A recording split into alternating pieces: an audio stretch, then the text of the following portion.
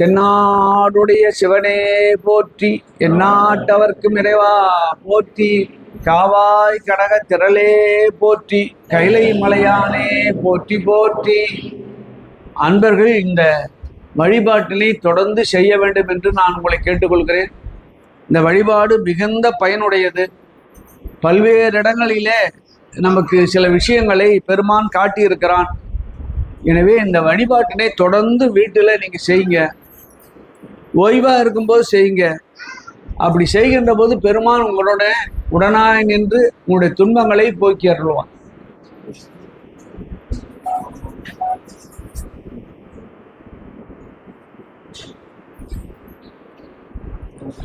இப்பொழுது நம் திருமந்திர வகுப்பினை நாம் இப்பொழுது சிந்திக்க இருக்கிறோம்.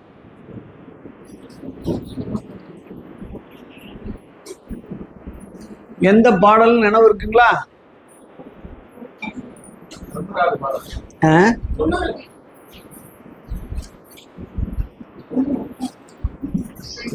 94வது பாட்டோடு நிறைவு செஞ்சிருக்கோன்னு எழுதியிருக்கிறேன்.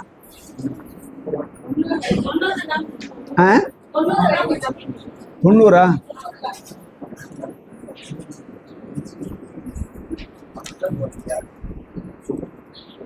சரி.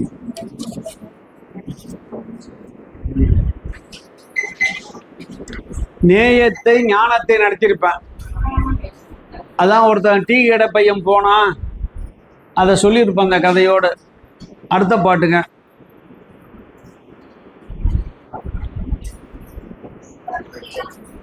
எதுங்கம்மா சொல்லல, காதல் விழல. 90 நடத்தணுமா? நடத்திட்டீங்க, சரி. அடுத்தது 92. நந்தி அருளானே மூலனை நாடிய பின். மூலன் என்பது இடையன், நம்மை போன்ற மனிதன். நந்தி அருளாலே, நந்தி என்பது சிவபெருமானை குறிக்கும். நந்தினா என்னன்றதை முதல்ல பல முறை சொல்லி இருக்கிறோம். ஆனந்தி என்பதுதான் நந்தி, அதான் சிவம். சிவனோடு சார்ந்திருந்த நந்தி ஒருவர் இருக்கிறார். மனிதனா இருந்து பெருமானிட்ட போய் நெருக்கமா இருந்து காவல் பூண்டுகின்ற தன்மையை பெற்றவர். அது ஒரு நந்தி. அவர் தான் அதிகார நந்தின்னு பேர். அதிகாரம்னா உரிமைன்னு அர்த்தம். 2 நந்தி சொல்லிட்டேன்னா, 2வது நந்தி சொன்ன பாருங்க, அவர் தான் திருமூலருக்கு குருநாதர். சரி, 2 பேருக்கு எப்படி ஒரே பேர் வந்தது? சிவபெருமானுக்கு நந்தின்னு கூப்பிடுறாரு, தன்னுடைய குருநாதரையும் நந்தின்னு கூப்பிடுறாரு. எப்படி வந்தது? யாருடன் சேருகிறோமோ அதுவாய் மாறுவோம். திருமணத்துக்கு போனா இயல்பாகவே மகிழ்ச்சி வருகிறது இல்லைங்களா? திருமணத்துக்கு போனா இயல்பாகவே மகிழ்ச்சி வருகிறது. ஏன்னா மகிழ்ச்சியான இடம் கல்யாணம். கல் என்று சொன்னால் ஒளித்தல், இனிமையான மங்கள இசை இசைக்கின்ற இடம் அந்த இடம் கல்யாணத்துக்கு. அங்க போனா தானாகவே மகிழ்ச்சி நம்மளை பரவி விடும். என்ன காரணம்? சாந்ததன் தன்மை. எதனோடு சார்கிறோமோ அந்த தன்மை தானாக வந்துவிடும். இன்று பூரா நம்ம 4 மணி வரைக்கும் 3 வரைக்கும் நம்ம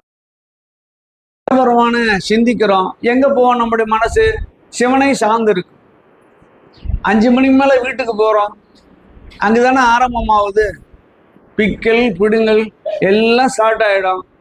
அப்போ சிவபெருமான் நினைப்பு வருமா? இங்கே ஒருத்தர் நடத்தினாரு அந்த நினைப்பு வருமா? ஒன்றும் வராது. அது சரி பண்ணுறதுக்கு நேரம் ஆகிடும்.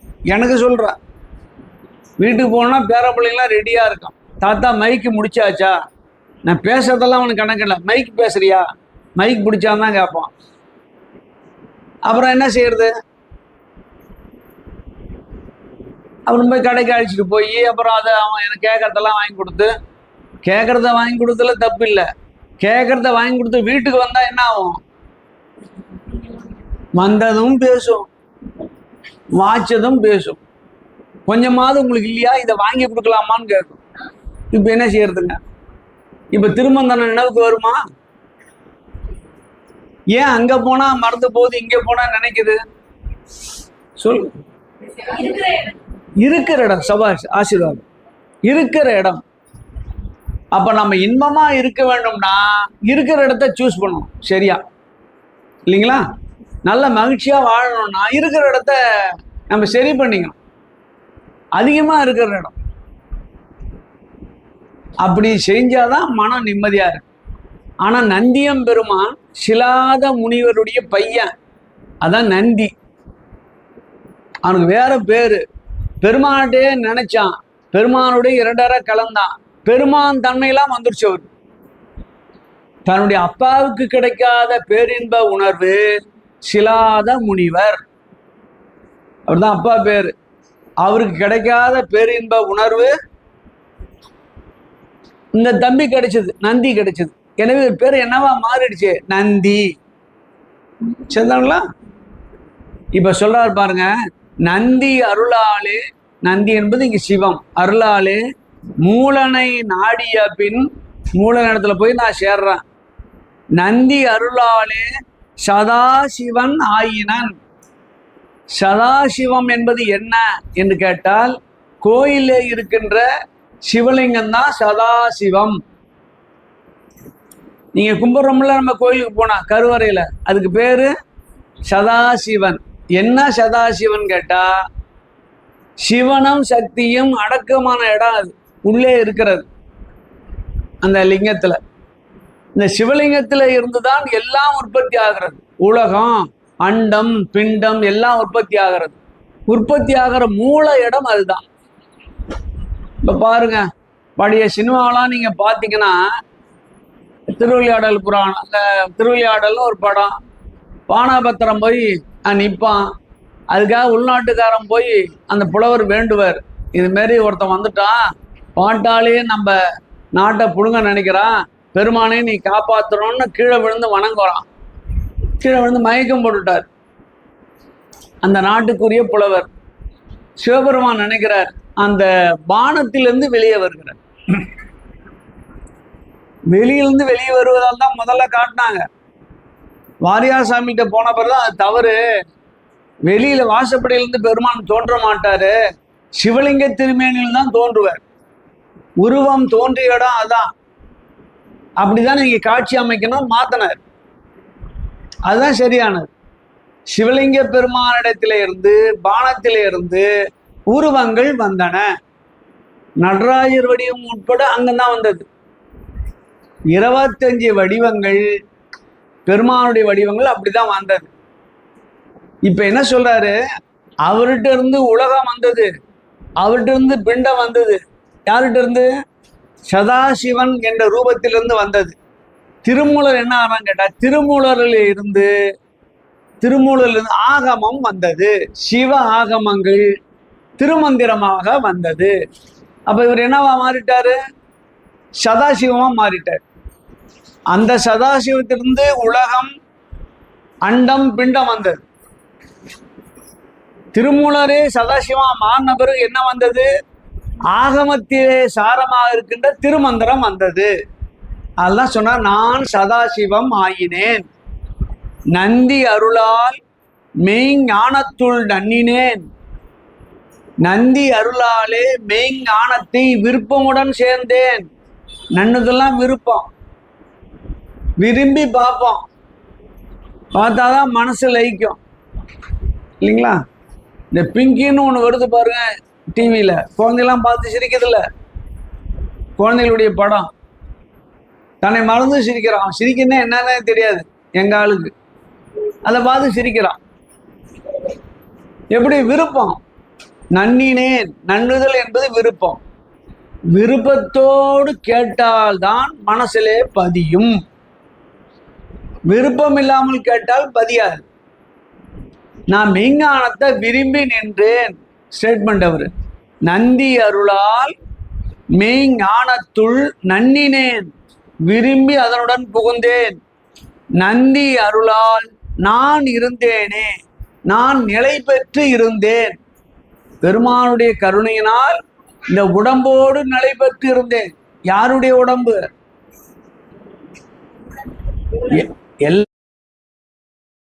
எல்லாருக்கும் சொந்த உடம்பு, கருவழிப்பட்ட உடம்பு. இல்லையா? 63 10 மாசம் கருவிலே இருந்து பெற்ற உடம்பு, திருமூல பெற்ற உடம்பு, கருவிலே பெற்ற உடம்பிலே இவர் பூந்துட்டார்.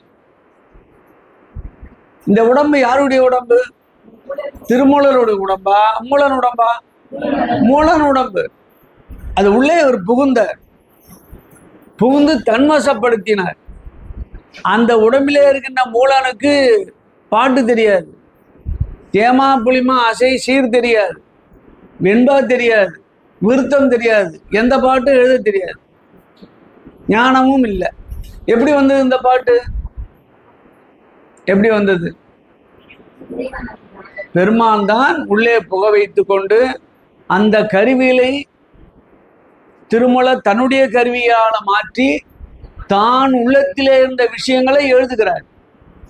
அப்ப மூலனுடைய உடம்பு ஒரு கருவி. எப்படி நம்ம கருவியை பயன்படுத்துறோம்? பேனா எடுத்து பயன்படுத்துறோம் இல்லைங்களா? மைக்கை வச்சு பயன்படுத்துறோம். அது போல மூலனுடைய உடம்ப ஒரு கருவியாக பயன்படுத்தி கொண்டு பெருமான் என்ன நினைச்சானோ அதை சொல்ல வந்தார். அதைத்தான் இந்த கடைசி வரியில நான் இருந்தேனே, அந்த உடம்புடன் இருந்தேன். எப்படி இருக்கு பாருங்க. 63 ஒரு உடம்பு தான் மூலனுடைய உடம்பு. அது சாதாரண மனிதனுடைய உடம்பு. நீண்ட காலம் இருக்கலாம்னு நினைவுபடுத்தினார். பல இடங்கள்ல சொல்ற, இக்காயத்தே எண்ணிலி கோடி யுகம் இருந்தேனே. எக்காயம்? மூலனுடைய காயம். அப்ப என்ன சொல்றார் ஒரு மெசேஜ் நமக்கு? உன்னுடைய உடம்போடு நீ நீண்ட காலம் இருக்கலாம். இந்த உடம்பு வினை வையப்பட்டதுதான், வினையை மீறி நீண்ட காலம் இருக்கலாம். சாஸ்திரங்கள் என்ன சொல்லுகிறதுன்னு கேட்டா, வினை உள்ளவரை உடம்பு உண்டு. நான் எழுதியிருக்கேன் சார், மலை போல குவிஞ்சிருக்கு நான் செய்த நல்வினை தீவினை. பெருமான் எடுத்து தலையில எழுதுறான். இவ்வளவு பெரிய மலையில இருந்து 500 கிலோ இருக்கு, அதுல இருந்து 100 கிராம் எடுத்து தலையில எழுதுறான். அந்த 100 கிராம் முடிகிற வரை உடம்பு உண்டு. அதுதான் இந்த வினைப்பிறவினார். இத மீட்டுங்கு வந்து வினைப்பிறவி சாராமே அப்படின்ட்டார்.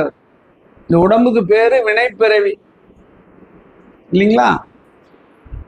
ஆனா இவர் என்ன சொல்றாங்க? நான் இருந்தேனே என்பதால வினையாது ஒன்றாதியா தள்ளியா இந்த உடம்ப நீண்ட காலம் வச்சிருக்கலாம். நம்மள்ட்ட ரகசியம் இருக்கு, சூட்சமா இருக்கு. அதை நீங்க கேட்டீங்கன்னா என்ன போல நீளும் நீண்ட காலம் வச்சிருக்கிறான். மூலன் உடம்பையே நான் வச்சிருந்தேன்ல நீண்ட காலம். குறைஞ்சபட்சம் 3000 ஆண்டு காலம் வாழ்ந்தேன் என்பது எல்லாரும் ஒத்துக்கிறாங்க. நீங்களும் வச்சுக்கலாம்ல. நான் இருப்பதை போல நீங்களும் இருக்கலாம். இந்த உடம்ப நீண்ட காலம் வச்சிருக்கலாம். அதற்கு படிநிலைகளை சொல்லுகிறார். பிற சாஸ்திரத்துக்கு இல்லாத சிறப்பு இதுல உண்டு. விதிக்கு உட்பட்டது உடம்பு என்பது சாஸ்திரம். விதியை மீறி உடம்பை நிலைநிறுத்தலாம் என்பது திருமந்திரம். நான் பலமுறை சொல்லுவேன், நான் விதியெல்லாம் ஒரு முகமுடியும் போலதாயா, ஒண்ணும் இல்லை. விதியை கண்டுலாம் பயப்பட வேண்டாம். அது அப்படிதான் இருக்கும், வரும் போகும் தான். பயந்தவங்களுக்கு அதிகமா தாக்கும், பயப்படாதவங்களுக்கு. அப்பர் சாமிக்கு வராத அளவா நமக்கு துன்பம் வந்துருச்சு. நீர்த்தரையில போட்டான், மண்ணுல உள்ள புதைச்சான், யானை இடற வச்சான், விஷத்தையும் கொடுத்தான், கல்லுல கட்டி தூக்கி கடல்ல போட்டான். எவ்வளவு பெரிய கஷ்டம் பாருங்க. நமக்கு என்ன துன்பம் வந்துருது? அந்த துன்பத்தோடு நீங்க ஒப்பிட்டு பாருங்க. அது மலை அளவுனா நமக்கு கடுகளவு. சாதாரண துன்பம். துன்பம் எப்பயாவது நம்மளை விட்டு போகுமா? கல்யாணம் ஆவலன்னு துன்பம், கல்யாணம் ஆன பிறகு குழந்தை இல்லையான்னு துன்பம், குழந்தை பிறகு ஆண் குழந்தையா இல்லையான்னு துன்பம். பாருங்க, ரெண்டுத்துக்கு நல்ல ஸ்கூல் கிடைக்கணும்னு துன்பம். நல்ல ஸ்கூல் கிடைச்சாலும் படிச்சுட்டு ஒழுங்கா வெளியே வரணுமே, கல்லூரிக்கு போயின்னு துன்பம். அப்புறம் நல்ல மாப்பிள்ளை நல்ல பொண்ணு கிடைக்கணுமேன்னு துன்பம். எங்கேயாவது ஸ்டாப் இருக்கு அதுக்கு? எல்லாத்தையும் செட்டில் பண்ணவர் ஆயா படுக்கலான்னா அப்பதான் துன்பமே ஆரம்பமாகுது. மாப்பிள்ளை வீட்டுல இருந்து பிரச்சனை வருது, வந்தது வாட்சியத்துக்குள்ள பிரச்சனை வருது, வந்தது துன்பம் வருது, ரெண்டும் வந்ததும் வாட்சியதும் அடிச்சுக்குது. நிம்மதியா இருக்க முடியுமா? எப்பொழுது முற்றுப்புள்ளி? என்றும் இன்பம் தழைக்க இருக்கலான்றார் அப்பர் சாமி இல்லைங்களா? நாம் எப்பொழுது இன்பம் தழைக்க இருப்பது நினைச்சு பாருங்க. என்றையும் இன்பமா இருக்குமான்றது சந்தேகமா இருக்கு. ஆனா இருக்கலாம், இந்த நிலையில இந்த நிமிஷத்துல இருக்கலாம். மனம் செம்மையானால் எல்லாம் ஒரு கால எல்லை வரைதான் இந்த உலகம் இன்பத்தை தரும். இதுதான் நம்முடைய மெய்ஞானம். எவ்வளவு காலம் தரும் இந்த உலகம் இன்பம்? நமக்கு ஒரு கால எல்லை. அதற்கு பிறகு இது போயிட்டு வேற ஒண்ணு வரும் இல்லைங்களா? ஒரு பேர குழந்தை தான் எனக்கு போதும் சார், நான் அப்படியே நிம்மதியா கண்ணை மூடிடுவோம். பேர குழந்தை பிறந்த பிறகு கண்ணை மூடிடுமா? அது சொல்லுங்க. பேர குழந்தைய வந்து கண்ணை மூட வச்சாதான் என்ன செய்ய நினைச்சு பாருங்க. ஆசை என்ன, எவ்வளவு கட்டிக்க எவ்வளவு போகுது. இந்த அன்பர்கள் ஒவ்வொரு நேரத்திலே ஒவ்வொருவரை சேர்ப்பான், ஒவ்வொரு காலகட்டத்தில் ஒவ்வொன்றை பிரிப்பான். சேருகின்ற போதே இது பிரியும் என்று எது சேருகிறதோ ஒரு கால எல்லையில் இவை நம்மை விட்டு போகும், மனத்தளவில் போகும். நான் இருந்தேனே, இந்த மனப்பாங்கு மெய்ஞானம் வந்தால் இந்த உடம்புடன் நீண்ட காலம் வாழலாம். வாழ்ந்தவர்கள் எத்தனை பேர் இருக்கிறாங்க தெரியுமா? இன்றும் வாழ்ந்து இருக்கிறார்கள். நீண்ட காலம் வாழ்கின்ற சில அடியார்களை நாம் பார்க்க முடிகிறது. திருவண்ணாமலையில ரமண ரிஷியுடைய ஆசிரமம் உங்களுக்கு தெரியும். அங்க தீப அன்னைக்கு அந்த நேர்முக வர்ணனைன்னு ஒன்று வைப்பான். எங்க பாண்டிச்சேரி வானொலி நிலையத்துல 27 ஸ்டேஷன் அது ஒளிபரப்பாகும். நானும் பேராசிரியர் அவர்கள் பொன்னம்பலம் 2 பேர் தான் அதை வந்து நேர்முக வர்ணனை செஞ்சோம். தங்குவதற்கு இடம் கொடுத்தாங்க. தங்குதான் இடம் கொடுத்துட்டாங்களா, 2 நாள் இருந்துட்டு போகணும்னு இருந்தேன். மறுநாள் அதிகாலையில குளிச்சுட்டு நாங்கள் போய் ரமணர் ஆசிரமத்தில் உட்கார்ந்தேன். ஒருத்தர் சொன்னால் இந்த விடியா போனால் மேலேயே போயிடலாம் சார், காலையில் போனீங்கன்னா பிரமாதமாக இருக்கும், நிறைய சித்தர்கள் நடமாடுவதை நீ பார்க்கலாம் அப்படின்னாரு. சரின்னு அந்த வழியாக கிளம்பிட்டோம். பக்கத்தில் ஒரு சின்ன கேட்டு இருக்கும், அதை திறந்துட்டு மேலே ஏறிட்டோம். நான் மட்டும் தான் ஏறினேன். எனக்கு மிஞ்சி ஒரு ஆள் போயிட்டே இருந்தார். என்னை யாரோ இடிக்கிற மாதிரி இருந்தது. 2 அங்குலத்தில் பட்டா நம்மளுக்கு தெரியும்ல, யாரோ இடிக்கிற மாதிரி, யாரோ அந்த துண்டு படுற மாதிரி ஏன்ட்ட இருந்தது. நேராக என் முன்னாடி இருந்தவரை கூப்பிட்டேன். சார் நம்ம 2 பேர் தான் போகிறோம், யாரோ இடிக்கிற மாதிரி இருக்கு சார், நீங்கள் ஏதாவது கீழே இறங்கி என்ன சைடில் இடிச்சிங்களா? யாரும் தெரியலன்னா. அப்படியே இடிக்கிற மாதிரி தெரிஞ்சுதாண்ட. ஆமாண்ண, எனக்கு இடிக்கிற மாதிரி தெரிஞ்சு, நீ பார்த்தியாண்ட. யோ உனக்கும் எனக்குமே 15 அடியில் நிற்கிறோம், எப்படி நான் வந்து ஓடியாந்து இடிக்க முடியுண்டார். இன்னும் பார்க்கலாண்டார். இடிச்சால பார்க்கணுமான்னு கேட்டார். ஆமாம் சார், நான் ரூபா காட்டினார். வெள்ளை உடையில ஒரு ஆள் போயிட்டே இருக்கிறோம். ஒண்ணுமே புரியல சார். நாம 2 பேர் தான் சார் முதல்ல ஏறனா, எப்படி சார் அந்த ஆள் போறான்னு? அவன் இங்கே தான் இருக்கிறான்னு. நான் தினந்தோறும் வந்து அவங்கெல்லாம் பார்ப்பேன், வந்துட்டு போவாங்க அப்படின்னு நீண்ட காலம் வாழ்கின்ற சித்தர்களை காட்டினார். இன்னும் இருக்கிறாங்கல்ல இல்லைங்களா? சித்து நிலையில இருக்கின்ற அடியார் பெருமக்கள் அந்த உடனேயே இன்றும் வாழ்ந்து கொண்டு இருக்கிறார்கள். அவ்வளவுதான் விஷயம். அது அப்ப வாழ்கிறார்கள் என்று நமக்கு தெரிகிறது. இந்த NDTVன்னு ஒரு டிவி இருக்கு. அது 3 மாசத்துக்கு முன்பு, அதாவது டிசம்பர் கடைசியில ஒன்றை ஒளிபரப்பு செய்தான். புதிய மலையை எடுக்கிறான். புதிய மலை முகட்டுல பாத்தீங்கன்னா சிவலிங்கமா தெரியும். போட்ட நீங்க பார்க்கலாம், சிவலிங்கம் மாதிரி முகட்டு இருக்கும். அந்த பக்கத்துல ஒருத்தர் நடந்து போறான். எங்க அங்க அவ்வளோ உயரத்துல அது ஜூம் பண்ணி கொண்டாந்து பார்த்து ரொம்ப நெருக்கமா காட்டினான். அதுல அந்த அம்மா சொல்லுது, நடந்து போகின்ற மனிதனை தெரிகிறது, அவன் நிலத்திலே படுகின்ற காலை தெரியவில்லை, காலை காணவில்லைன்னு ஆங்கிலத்துல. இப்ப போறான் இல்ல, நடந்து போகணும்ல, இப்ப கால் பதியணும் இல்லையா? கால் பதியல. அப்ப யாரு இது? யார் இது? சித்தர்கள் இன்றும் வாழ்ந்து கொண்டுதான் இருக்கிறார்கள். எப்பொழுதும் அப்பொழுதும் எங்கேயோ தென்படுகிறார்கள். அவ்வளோதான். அது நான் இருந்தேனே, நீண்ட காலம் இந்த உடம்போடு இருக்கலாம். அதுக்கு என்ன வழி? வழின்றத திருமந்திரம் முழுமையாக சொல்லுகிறது. உடலை எப்படி சரி, உடலை முதல்ல என்னென்ன உடம்புல இருக்குன்னு முதல்ல தெரிஞ்சுக்கணும். உடம்புல என்ன இருக்கு, உடம்புக்கு எது ஒத்துக்கும் எது ஒத்துக்காதுன்னு தெரியுமா? எது நமக்கு ஒத்துக்கும்? இப்போ வயசு நம்ம முக்கியமாக ஒரு 30 வயசு மேலேன்னு வச்சிங்களேன், 30 வயசுல சாப்பிட்ருக்குறோம். எது நமக்கு ஒத்துக்கும்? சில காலங்களில் சில பொருள் ஒத்துக்காது. வெயில் காலங்க 102 டிகிரி அடிக்குது, பயங்கரமான ஒரு காரம் சாப்பிட்டா என்ன ஆகும்? மேலேயும் கீழேயும் போகும். என்ன செய்யுது நம்ம வச்சுக்கிட்டு இல்லைங்களா? குளிர் காலத்தில் சாப்பிட்டா தாங்கும். எந்தெந்த காலத்தில் என்னென்ன சாப்பிடணும் நமக்கு தெரியுமா? எது நம்ம ஒத்துக்கும் ஒத்துக்காதுன்னு தெரியுமா? தெரியாது. கடையில் வாங்கியாந்து சாம்பாரை சாப்பிட்டா எனக்கு ஒத்துக்காது இல்லைங்களா? வீட்டில் எங்கள் வீட்டுக்காரமா வச்சு செஞ்சா ஒத்துக்கும், இன்னொன்று செஞ்சா ஒத்துக்காது. இல்லை தெரியுதுங்களா? இல்லை இன்னொன்று தான் உட்காந்துருக்கீங்களா இங்க? காரம் அதிகமாக போட்டுருவாங்க. நம்ம முதல்ல யார் செஞ்சோன்னு முதல்ல கேட்டுக்கோ. நான் பார்த்தாவே தெரியாதா இல்லைங்களா? யார் செஞ்சான்னு தெரியாதா? ஒன்று அதுக்கு தகுந்த மாதிரி அந்த பொருளாக நம்ம ஒதுக்கிட வேண்டியதுதான். உடம்புக்கு என்ன தேவைன்னு முதல்ல பாருங்க. உடல் வளர்த்தேன் உயிர் வளர்த்தேன். உடம்பு நல்லா இருந்தால்தான் உயிர் ஞானம் பெறும். இப்ப 105 104 டிகிரி ஜுரம் அடிக்குது. திருமந்திர வகுப்பு அமைப்பாளர் போன் பண்ணி அவசியம் ஆயாண்டார். நான் இருக்கிறதே பெரிய விஷயம்னு வர இல்லையா? வர முடியுமா? 105 டிகிரியில இங்க வந்து 104 103 வந்து உட்கார முடியுமா? சொல்லுங்க. அப்ப என்ன தேவை? உடல் ஆரோக்கியம் தேவை. நான் என்ன சொல்றேன், உடல் நலமா இருக்கும்போது தலை யாத்திரை செய்யுங்க. உடல் நலமாகவும் ஓரளவு வசதியா இருக்கும்போது கைலாயம் பார்த்து வந்துருங்க. இப்பெல்லாம் என்ன கைலாயம் போட்டது வாய்ப்பு நிறைய கிடைக்குது. போக முடியுமா?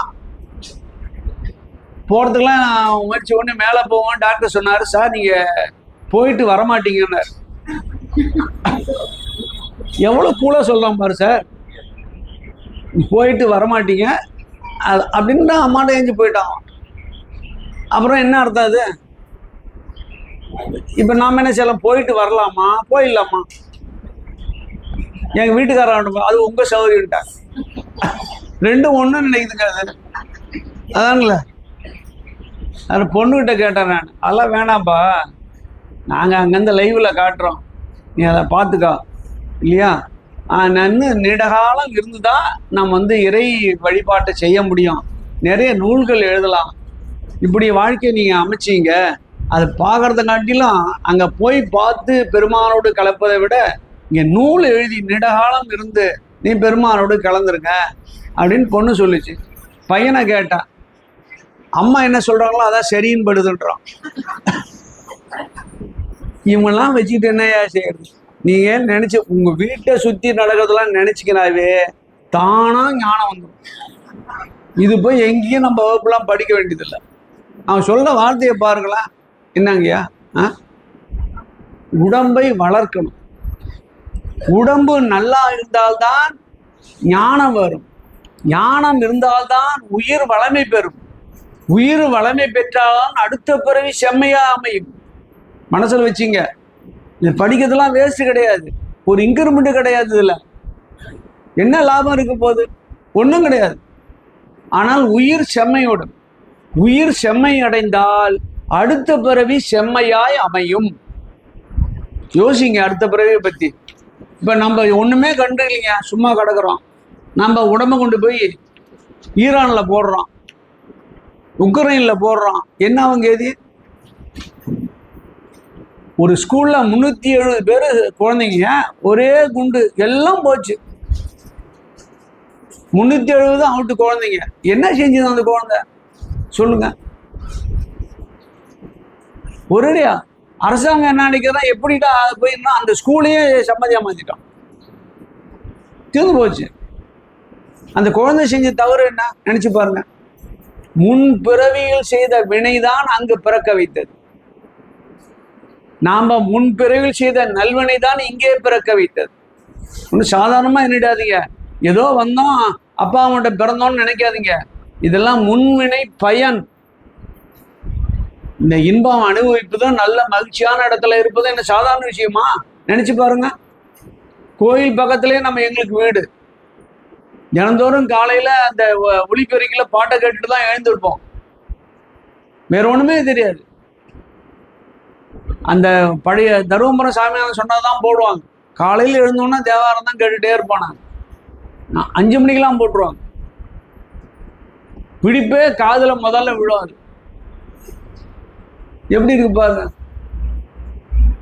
எனவே அன்பர்கள் அடுத்த பிறவிலே செம்மையான இடம் சேரணும். காரைக்கால் கேட்டாங்கல்ல, மீண்டும் பிறப்பூண்டேல் உன்னை மறவாமை வேண்டும் இல்லைங்களா? ஏடாகுடமான ஒரு இடத்துல பிறக்க வச்சா பெருமானை நினைக்க முடியுமா சொல்லுங்க? உடல் உபத்திரத்தோடு ஒரு குழந்தையா நம்ம பிறந்துட்டோம்னா நம்ம உபத்திரத்தை பார்ப்போமா, உடம்ப பார்ப்போமா, பெருமானை நினைப்போமா? இது போல மகிழ்ச்சியா மனம் நெகிழ்ந்து பெருமானை பார்க்க முடியுமா சொல்லுங்க? எனவே நம்ம கிடைச்ச பிறவி, அது அப்பர் சாமி தான் சொன்னார், வாய்த்தது நம் தமக்கு ஈதோர் பிறவி மதித்திடுமின் அப்படின்னார். மதிக்கணும். என்ன மதிக்கிறது? ஒழுக்கமா வாழணும், நல்ல இறைவனோடு பதிகங்களை பாடணும், மனசை செம்மைப்படுத்தி கொள்ள வேண்டும், பெருமானே கதி என்று சரண் புகுந்து அவனே நாளும் நினைத்து கொண்டு இருக்க வேண்டும். உள்ளுக்குள்ள ஓடிக்கொண்டே இருக்கணும். ஒருவன் இருக்கிறான் என்ற உணர்வு. அதுல பல்வேறு விதமான விஷயங்களை இந்த நூல்ல சொல்றாரு. அதுதான் இந்த பாட்டு. அடுத்ததுங்க, அவை அடக்கம். பெருமான் பேராற்றல் உடையவன் எப்படி நாம சொல்ல முடியும்? என்னவா அவர் சொல்றா பாருங்க, 6 அறிவார் எங்கள் அண்ணல் பெருமையை. பெருமானுடைய பெருமையை ஒரு நாக்கினாலே சொல்ல முடியுமா? 6 அறிவார் அகலமும் நீளமும். அகலம் என்றால் வியாபகம். பெருமான் இல்லாத இடம் உண்டா? உண்டா? அகலமும் நீளமும். இல்லைன்னா ஆழ்ந்து அகண்ட நுண்ணியன். பெருமான் எப்படிப்பட்டவன்? ஆழ்ந்து அகன்று நுண்ணியன். எந்த நேரத்துல ஞானம் வரணும்னு நினைக்கிறானோ அதை ஊட்டிடுவான். எனக்கு ஒரு சின்ன ஒரு, நம்ம இவ்வளவு படிச்சிருக்கிறோம், நம்ம டாக்டரேட் பட்டம் வாங்கிக்கிறோம், 2 MA படிச்சிருக்கிறோம், ஏகப்பட்ட விஷயம் படிச்சிருக்கிறோம், நிறைய நூல்கள் எழுதியிருக்கிறோம். அப்படின்னா ஒரு சின்ன ஆளு நம்மளை மாத்திட்டாங்கய்யா. நான் ஆத்தூர்ல இருந்து சென்னைக்கு வரேன் குழந்தைகளோட. செங்கல்பட்டு வந்த உடனே டோல்கேட் இருக்குல்ல, அது பக்கத்துல டீ ஷாப்லாம் நடத்தினேன். உலகத்திலேயே மிக மோசமான டீ போடுற இடம் அந்த இடம். தப்பி தப்பி சாப்பிடாதீங்க. நாங்க ரொம்ப தூரத்துல இருந்து வரதால டீ சாப்பிடணுன்றதால டீ சாப்பிட்டோம். நாங்க அங்க அந்தாண்ட பக்கத்துல ஒரு பலூன் வச்சிருந்தோம். கலர் கலரா பலூன் வச்சு நீட்டா இருக்கும். பாத்துறீங்களா? 20 ரூபா. அது 10 பலூன் கையில வச்சு காட்டிட்டு காட்டுறான். நம்ம பேரம் பார்த்துட்டான். தாத்தா அப்படின்னா. தாத்தானா என்ன அர்த்தம்? முதல்ல பர்ஸ் அவரு வாங்கி கொடு, அதான் அர்த்தம்.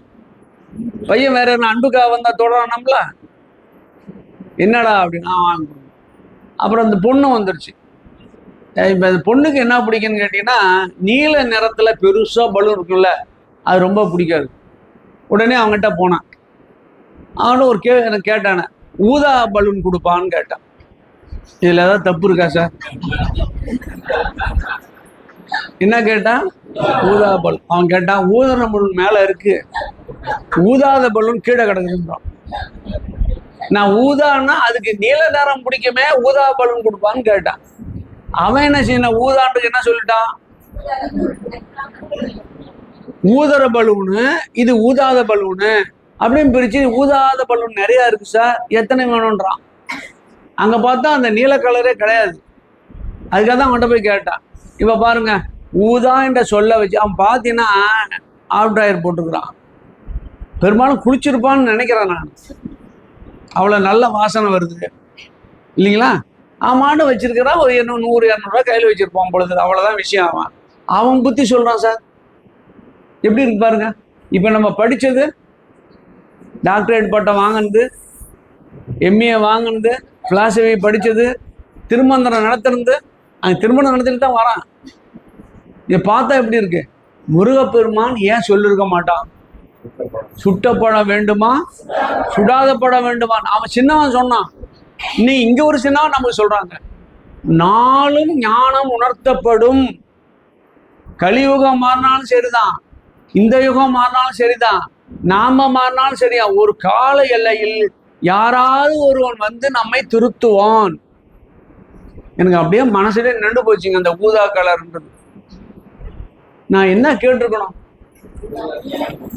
ஊதா கலர் ரிப்பன் இருக்காங்க, ஊதாத பலூன் கேட்ட உடனே அவன் எப்ப டக்குன்னு அடிச்சுட்டான் பாருங்க. நம்மள பாருங்க, அவன் மேன்மையானவன் தான். என்ன ஒரு படிப்பறிவு இருக்காது, எஸ்எல்சி தாண்டிருப்பானான்னு சந்தேகம். இப்படி அடிக்கிறான் பாருங்க. அப்ப எல்லா ஆன்மாக்களும் ஞானம் உடையது. ஞானம் இருக்கிறவன் இல்லான்னு ஒன்று நினைக்க வேண்டாம் நீங்க. எல்லாரும் ஞானம் உடையதுதான். ஆனா நம்ம அகங்காரம் வருகின்ற போது ஒரு ஞானத்தால் அடிக்கப்படுவோம். அடிச்சுட்டான்ல இல்லையா? மறக்கவே முடியலையா என்னால. எனவேதான் ஞானம் எங்கிருந்தும் வரும். பட்டினத்தாருக்கு யாரு ஞானம் சொன்னா? சொல்லு. அவன் பையன் தான் சொன்னான், காதறந்த ஊசியம் மாறாது காணும்னா. எப்படி இருந்திருக்கும் அவருக்கு? பளிச்சுன்னு சில அவருக்கு ஒரே அடி தானே. ஒவ்வொரு வார்த்தையும் உயிர் போற மாதிரி வரும். ஒரு ரொம்ப முக்கியம். யார் வேணா சொல்லலாம், இவர் அவர்லாம் கிடையாது. ஆண்டவனும் சொல்லலாம், அடியாரும் சொல்லலாம், எளியோரும் சொல்லலாம், மகன் சொல்லலாம். கபீர்தாசன் ஒருத்தருங்க, நீங்க மனசுல வாங்கிக்கணும். இந்த பாட்டு வருகின்ற போது இவையெல்லாம் உணரணும், இந்த ஞானத்தை உணரணும். இந்த மேய்மைன்னா பாட்டுக்கு பொருள் என்பது இல்லை, திருமந்திரத்துக்கு பொருள் சொல்வது நோக்கம் இல்லை, திருமந்திரத்தால் வருகின்ற அனுபவத்தை உணர்த்துவது. பல இடங்கள் அதான் சொல்றாங்க, அனுபவம் தான் முக்கியம். அதுல அவர் சொன்ன அனுபவம், என் அனுபவத்தால் தான் உரைக்கிறார் அவர்.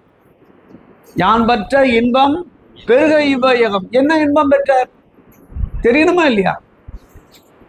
அவர் பெற்ற இன்பம் என்ன, அதுக்கு என்ன வழி? நான் பெறணுமா வேண்டாமா? இன்பத்தை முதல்ல சொல்லு. அப்படிலாம் கேள்வி இருக்கிறார். இதுல என்ன இன்பம் பெற்றார், நாம் என்ன பெறலாம் என்பதை உங்க மனதுல ஒரு விதமான சலனத்தை, ஒரு வைப்ரேஷனை இந்த வகுப்பு உண்டாக்கும். ஒன்றும் எளிமையான இதா நினைக்க வேண்டாம். வெறும் பாட்டுக்கு பொருள் சொல்லுவது என்பது நமக்கு நோக்கமே கிடையாது. அதுல என்ன மெய்மை? கபீர்தாசர் எல்லாத்துக்கும் தெரியும், வடநாட்டுல அவரு சொற்பொழிவாளர். ராமபஜனை சொல்லிட்டு இருப்பார், அவ்வளவுதான். அவருக்கு ஒன்றும் தெரியாது. கதை சொல்லுவார் நல்லா. எல்லாரும் அவரை கூப்பிடுவாங்க. கேட்க வந்த ஒரு பெண்ணை அவர் விரும்பிட்டார்.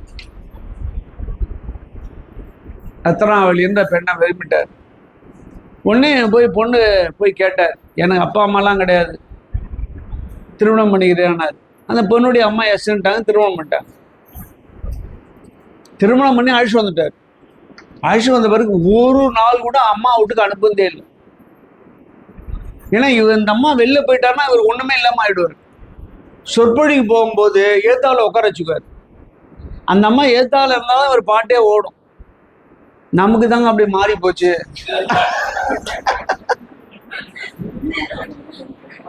அவங்களோட வேலை இல்லைங்களா? நமக்கு வந்தா பேச்சே ஓட இல்லைங்களா? பல்வேறு வினையே மாறிடுங்க. இப்ப அவன் சொன்னாரு, ஏத்தால வந்தாதான் பாட்டு பிரமாதமா நல்ல முதலோட நல்ல ராகமா பாடினாரு. எல்லாரும் விரும்பினாங்க. நிறைய இடத்துல கூப்பிட்டாங்க.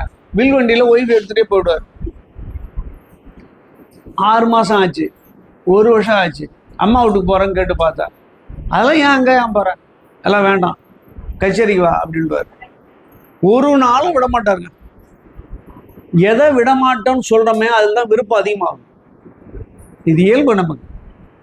உடனே இந்த அம்மா என்ன ஆயிடுச்சு, எப்படியாவது கிளம்பிடணும்னு முடிவு பண்ணிடுச்சு.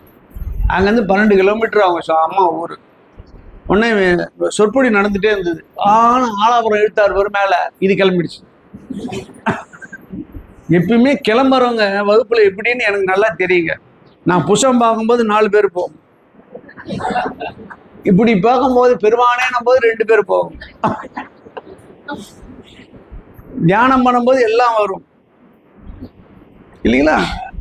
சில பேர் செல்போனோட போவான். ஒருத்தர் அப்படிதாங்க நெய்வேலியில் செல்போனோட போனான், பக்கத்தால் செல்போன் எடுத்துட்டு போயிட்டான். இவங்கானு அவன் செல்போன் எடுத்துட்டு இவன் போறான்.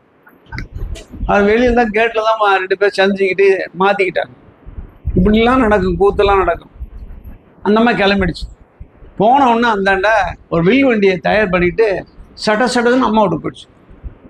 அம்மாவோட கீழே மேலே மரத்தில் கட்டி மேலே இருக்குது. இவர் பாடிட்டே இருந்தாரு, டக்குன்னு ஆளை காணும். எப்படி இருக்கும், ஆன் நின்று போச்சு. உடனே அடுத்த வரி என்ன சொல்லணும், அடுத்த கதை என்ன சொல்லணும் அவங்க நினைவுக்கு வரல. அமைதியானார், தண்ணி குடிச்சாரு, அமைப்பாளர் கூப்பிட்டாரு, நாங்களையும் பார்த்துக்கலான்ட்டார். கூட்டம் அவ்வளோ கூட்டம் இருக்கு. அவன் எவ்வளவோ கெஞ்சிறான், அதெல்லாம் முடியாது. நேராக வந்தார். வண்டி வில் வண்டி இருக்கும், இங்கேருந்து வில் வண்டி யாராவது எடுத்துகிட்டு போனாங்களான்னு. ஒரு பொண்ணு இது மாதிரி வில் வண்டி எடுத்துகிட்டு போச்சு, இந்த பக்கமாக போச்சுன்னா கண்டுபிடிச்சிட்டாரு. உடனே இவர் நேராக வில் வண்டிக்கிட்ட பேசி ஈஸியாக லேட் ஆகுன்னு அப்படியே ஓட ஆரம்பிச்சிட்டாருங்க. பாருங்க, 11 மணி, இரவு 11 மணிக்கு மேலே வீட்டுக்கு போகிறார். இந்த விழுதை தாண்டி அந்த விழுதை தாண்டி பிடிச்சி நேராக மேலே ஏறி நிற்கிறார். அந்த அம்மா கதவு தட்டுறாரு, அந்த அம்மா திறக்குது. எப்படி இருக்கும் நினச்சி பாருங்க. அந்த அம்மா ஒரு வார்த்தை சொல்லிச்சுங்க, என் மீது கொண்ட அன்பில் பாதியாவது ராமன் மீது நீ வைத்திருக்கலாமே. இவ்வளவு தூரம் கஷ்டப்பட்டு வர, ஆத்தை தாண்டி வர, மலையை ஏறி வர, சாப்பாடு தூக்கம் இல்லாம வர, நீ உடம்பெல்லாம் அழுக்கு, உடம்பெல்லாம் கீறல், அகோரமா வந்து நிக்கிற. எதற்கு? என் மீது கொண்ட அன்பில் பாதியாவது ராமன் மீது வைத்திருந்தால் உய்வடைவாய். முடிஞ்சு போச்சு. அப்படியே நின்னவர் காலை எடுத்து வாசப்பட்டில் வைக்கல, திருப்பி எடுத்தார். அப்படியே திருமணர் வந்துட்டார். வந்து ராமன்ல இருந்தாரு, குளத்துல குளிச்சாரு, வந்து மறுநாள் கச்சேரியில் உட்காந்துட்டார். அதை விட சிறப்பா பாடினார். இப்ப ஒய்ஃப் மீது கொண்ட அன்பு போயிடுச்சு. யார் மீது வந்தது? ஆமா, இது வெறும் உடம்பு தானே, வெறும் பந்தம் தானே, ஒரு காலையில விட்டு போயிடும்ல. அவன் தானே கூட இருக்கிறான், அவன் உயிருக்கு, அவன் தானே உயிருக்கு துணைவன். இது உடம்புக்கு தானே, அது உயிருக்கு துணைவன் ஆச்சுன்னு சிந்தனை பண்ணி வருகின்ற போது பெருமான்ட்டு அப்படியே ராமன் ஐக்கியமாயிட்டார். ராம சங்கீர்த்தனா என்பதை அப்படியே பாடினார். ராம கீத சங்கீர்த்தனா அப்படின்னு ஒரு நூலை பாடினாருங்க. இன்னைக்கும் புஷர் மேடையில் உட்காந்து அப்படியே பாடுறார். உலக புகழ் பெற்றது. அதை பாடினா கண்ணுலேருந்து ஜலம் தொட்டும். பெரிய மகானா மாறிட்டார். அதுக்கு ஒரு கிட்டத்தட்ட 6-7 மாசம் ஆச்சு. எத்தனை நாள் அம்மா வீட்டில் இருக்க முடியும்? எத்தனை நாள் அம்மா வீட்டில் இருக்க முடியும்? எத்தனை நாள் வச்சிருப்பாங்க சொல்லுங்களா? 5 நாள் 6 நாளே அம்மா எப்படிதான் அந்த பொண்ணை துரத்தலான்னு இருப்பாங்க. இங்கே விட அங்க மோசமா இருக்குங்க. சில பேர் போய் வந்தாதான் தெரியும். அது அவங்க நாத்தனார்ல இருந்தா தீர்ந்து போச்சு கதை. அப்புறம் எல்லாம் சொல்லி கிள்ளி கொண்டாந்து விட்டு போனாங்க. இங்க விட்டு போது வீட்டுல ஆள் இல்லை. எங்கன்னா கச்சேரியில் இருக்காருன்ட்டாங்க. கச்சேரிக்கு போயிட்டாரு. நம்ம பொண்ணு போகுது. பொண்ணுவே முதல் ரோல உட்காருது. இவரு கீர்த்தனை உச்சதாயில போது பயங்கர கூட்டம். 200-300 மேல அப்படியே அந்த கடற்க அந்த காவேரி கரை ஓரமா இருக்கு. இவர் அப்படியே பாடிட்டே லைத்து தான் அப்படியே மெய் மறந்துட்டார். மக்கள்லாம் அப்படியே சேவிச்சாங்க. நிகழ்ச்சி முடிஞ்சோன்னு எல்லாம் போனாங்க. எல்லாரும் விட்டு ஆசீர்வாதம் வாங்கினாங்க. ஒய்ஃபும் வந்தது, ஆசீர்வாதம் பண்ணார். நான் யாருன்னு தெரிந்தாண்டார். யாருமான்னார். இவ்வளவுதான். நீ யாரு? எப்படி இருக்கும் சொல்லுங்க. நாமெல்லாம் கேட்க முடியுமா நீ யாருன்னு? கேட்டா கதையே தீர்ந்தது. யாருனாலும் கேட்க முடியாதுங்க. எங்க வீட்டுக்காரமாக 4 அண்ணன் தம்பி, எல்லாம் உடம்பு தான் பெருசா இருக்கு. சொன்னது ஏன்லாம் கேட்க மாட்டான், அப்படியே வளர்ந்துட்டாங்க அவன். இப்ப நீ யாரும் கேட்க முடியுமா சொல்லுங்க? நீ யாருன்னு அந்த அம்மா வளர்த்துருச்சுங்க. நான் தான் ஆசீர்வாதம் அடியோரோடு வந்து கலந்து கொண்டு ராம சங்கீதத்தில் கலந்து கொண்டு உய்வடைவாய். தீர்ந்து போச்சு. வீட்டில் வரவே இல்லைங்க அந்த அம்மா. அதே கோயிலில் தங்கி அங்கேயே உணவு உண்டு, இவருக்கு சேவை செஞ்சது. 10 பேரோட ஒன்றா சேவை செஞ்சது. நினச்சி பாருங்க. ஒரு குறிப்பு சொல்கிறேங்க அன்பர்களே, ஞானத்தை உண்டாக்கி விட்டால் அந்த ஆன்மா உயர போய்விடும். நமக்கும் அவருக்குள்ள பந்தம் அருந்து விடும். அதுக்கு பிறகு அம்மானாவது அப்பாவாவது வேற என்ன இருக்கு? ஒன்றும் கிடையாது. அது ஆன்மா இறைவனோடு கலந்து இன்பத்தை பெறுகின்ற போது இந்த உடம்பினாலே வந்த பந்தம் அருந்து விடும். ஒண்ணுமே கிடையாதுங்க. இப்ப இதை நினைச்சு பாருங்க. புகழ்மிக்க வழி, என் மீது கொண்ட அன்பில் பாதியாவது ராமன் மீது வைத்திருந்தால் நீ உய்வடைவாய். அவ்வளவுதாங்க விஷயம். சொன்னது யாரு? வீட்டுக்கார அம்மா. சரிங்களா? இவர் உய்வடைஞ்சிட்டாரு. அது சொன்ன ஆளு பணி செய்திருக்கு. ஞானம் யார் வேணாலும் சொல்வார்கள். ஞானத்தை சொல்லி உள்வாங்கின்ற ஆன்மாக்கள் பயனடையும். நான் சொல்ற சில செய்தி உங்களுக்கு பயனை தந்தாலும் தந்துவிடும். எனக்கு தருமான சந்தேகம். அப்படிலாம் நினைச்சு பார்க்கணும். நான் இருந்தேனே, இந்த உடம்பு எண்ணிலி கோடி யுகம் யான் இருந்தேனே, அதான் அந்த பாட்டு. அகலமும் நீளமும் ஆழ்ந்து அகன்ற நுண்ணியனே. சரிதாங்களா? இதுதான் ஞானம். இப்ப இந்த ஒரு வார்த்தை என்ன ஆச்சு? ஆழ் மனதிலே போய் தொட்டது இல்லைங்களா? தொட்டதா? தலைகீழ மாற்றியதா? மனைவி மீது கொண்ட பேர் இன்பத்தை மாற்றிடுச்சா? இங்க வச்சிருப்போம். சரி, மாத்திடுச்சா? எனவே ஞானம் வந்த பிறகு எல்லாம் மாறிவிடும். நம்முடைய செயல்பாடுகள் அனைத்தும் மாறிவிடும். இதெல்லாம் ஒரு சாதாரணம் என்ற எண்ணிக்கை நமக்கு வந்துவிடும் மனதில். அதான் சொல்றேன், பேரறியாத பெருஞ்சுடர் ஒன்று அதின் பேரறியாத சொல்லுக்கு அகப்படாத பெருமான். பேர் இன்பத்தை சொல்லினாலே சொல்ல முடியாது. அப்படி இருக்கின்ற பெருமான் வேறு அறியாமை விளம்புகின்றேனே, அவனுடைய வேர் கூட எனக்கு தெரியாது. ஆனா திருமந்திரத்துல அவனை பத்தி நான் சொல்ல போறேன், நீங்க கேளுங்க. நான் கொஞ்சம் அறிவுடையவன் தான், இருந்தாலும் நான் சொல்லணும்னு ஆசையினால சொல்றேன் அப்படின்னு அவையடக்க சொல்லிட்டார். அடுத்ததுங்க திருமந்திர தொகை சிறப்பு. மூலன் உரை செய்த 3000 தமிழ். என்ன தமிழ்? 3000 தமிழ். பின்னாடி அதை சொல்றாரு பாருங்க. என்னை நன்றாக இறைவன் படைத்தனன் தன்னை நன்றாக தமிழ் செய்யுமாறு. தமிழ்னா மந்திரம்னு அர்த்தம். தமிழ் என்பது மந்திரம். இங்க பாருங்க, மூலன் உரை செய்த 3000 தமிழ். தமிழ்னா மந்திரம், 3000 மந்திரம். ஞானம் அறியவே நந்தி அருளது. என்னுடைய குருநாதரா இருக்கின்ற நந்தியம்பெருமான் உள்ளின்று உணர்த்த நான் சொன்னேன். எப்படி இது திருமந்திரம் வந்ததுன்னு அவரே பின்னால சொல்றார்.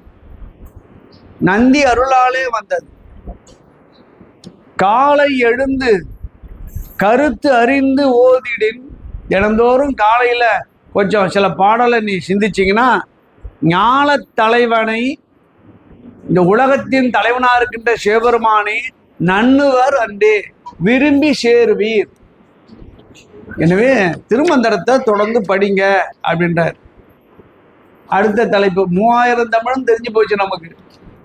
அடுத்த பக்கம் பாருங்க, குருமட வரலாறு.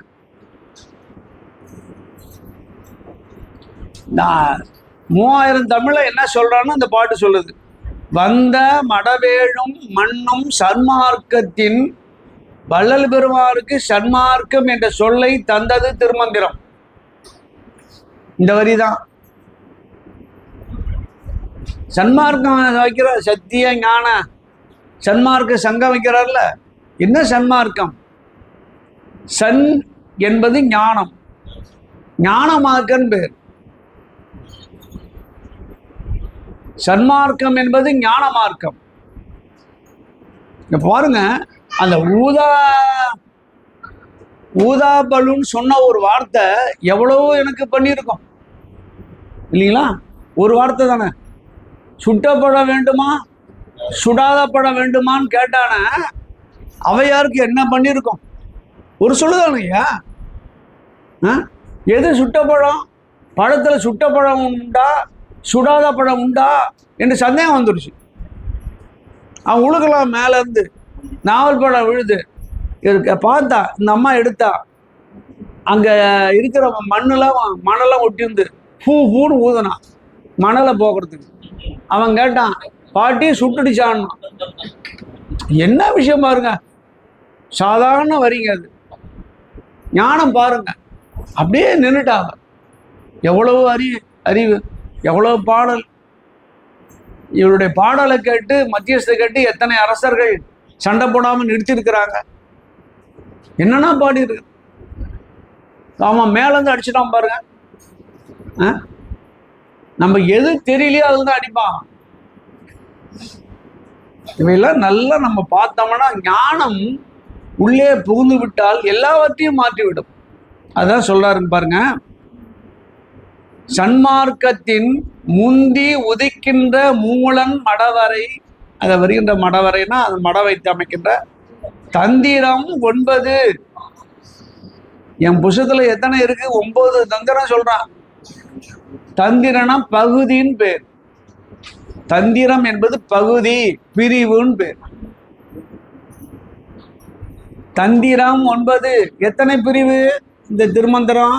9 பிரிவு. சார்பு 3000. அது சார்ந்து வருகின்ற பாட்டு எத்தனை? 3000. சுந்தர ஆகம சொல் மொழிந்தானே.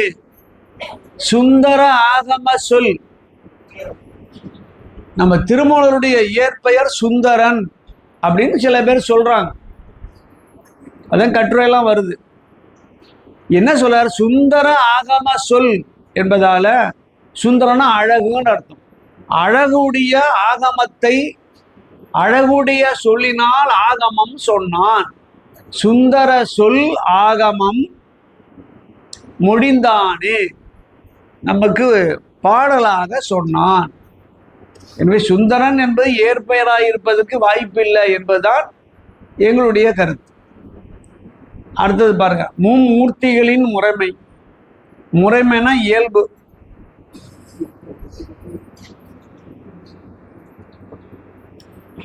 ரொம்ப முக்கியமான பகுதி இது. பெரும்பாலும் நடத்த மாட்டாங்க இதை.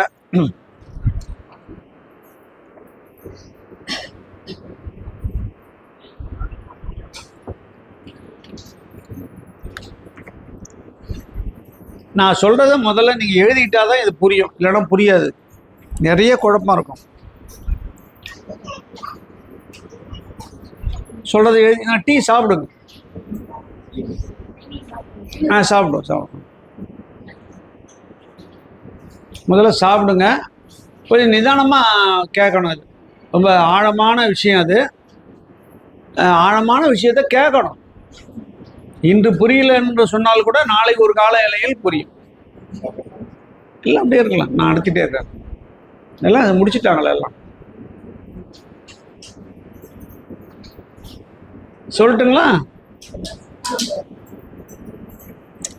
1 ரோமன் லெட்டர் 1. சாப்பிட்டுருமா? சாப்பிட்டுட்டே இருக்குங்க, ஆறிட போகுது. 1 ரோமன் லெட்டர் 1 சுத்தமாயை.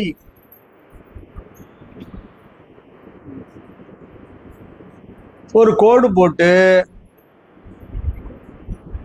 ஒரு சின்னதாக கோடு போட்டுருங்க. மால் அயன் ருத்திரன். மால் அயன் ருத்திரன் 3 பேர்.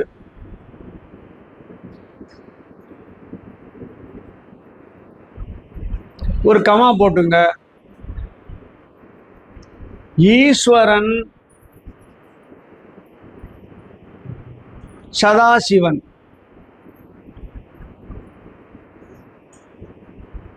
மொத்தம் எத்தனை பேருங்க? 5 பேர். அப்படியே 2வது ரோமன் லெட்டர் போட்டுங்க. Roman letter 2.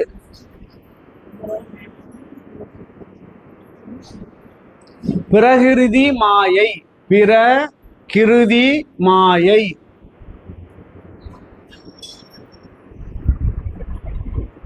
பிரகிருதி மாயை. ஒரு கோடு போட்டு மால் அயன் ருத்திரன். மால் அயன் ருத்திரன்.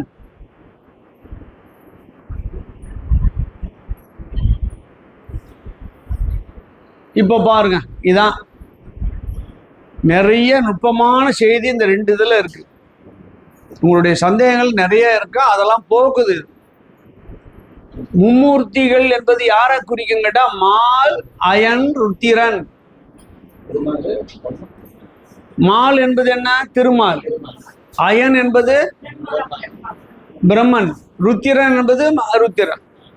சரிங்களா? மூவருக்கு என்ன தொழில்? படைத்தல், காத்தல், அழித்தல். எதை படைக்கிறது?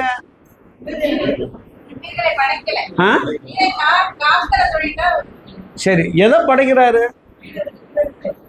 படைத்தல்னா பிரம்மனுக்கு படைத்தல் சொல்லணும். எதை படைக்கிறாரு? என்ன வேலை அவருக்கு? இப்ப நான் வந்து பாடம் நடத்துறது என்னுடைய வேலை, கேட்கறது உங்க வேலை.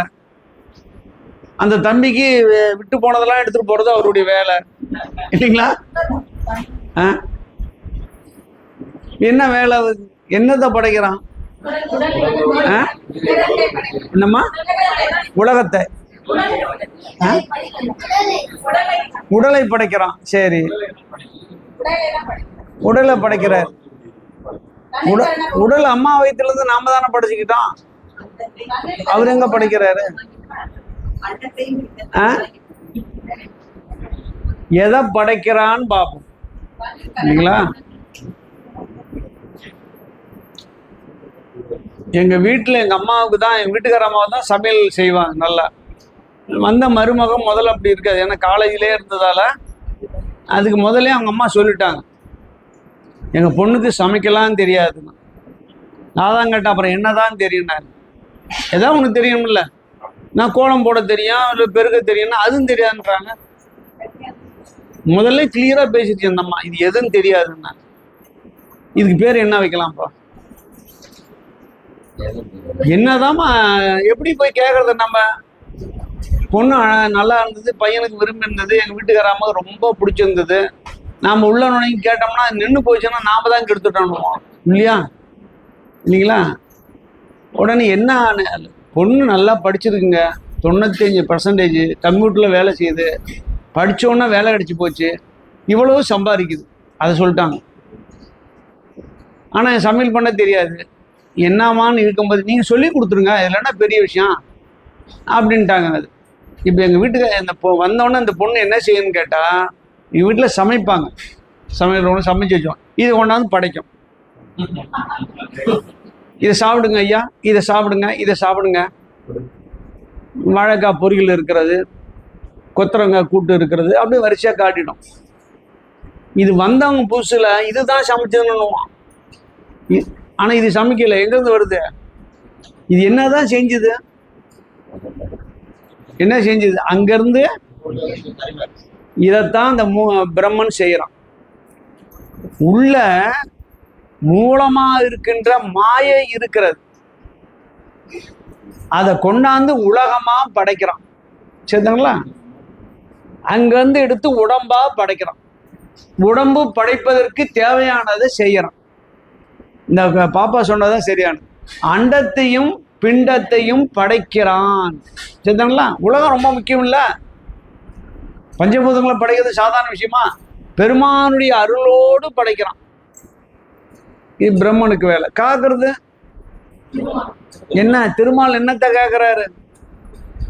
அவரவர் வினை அவருக்கே இருக்கும்படி காக்குறாரு.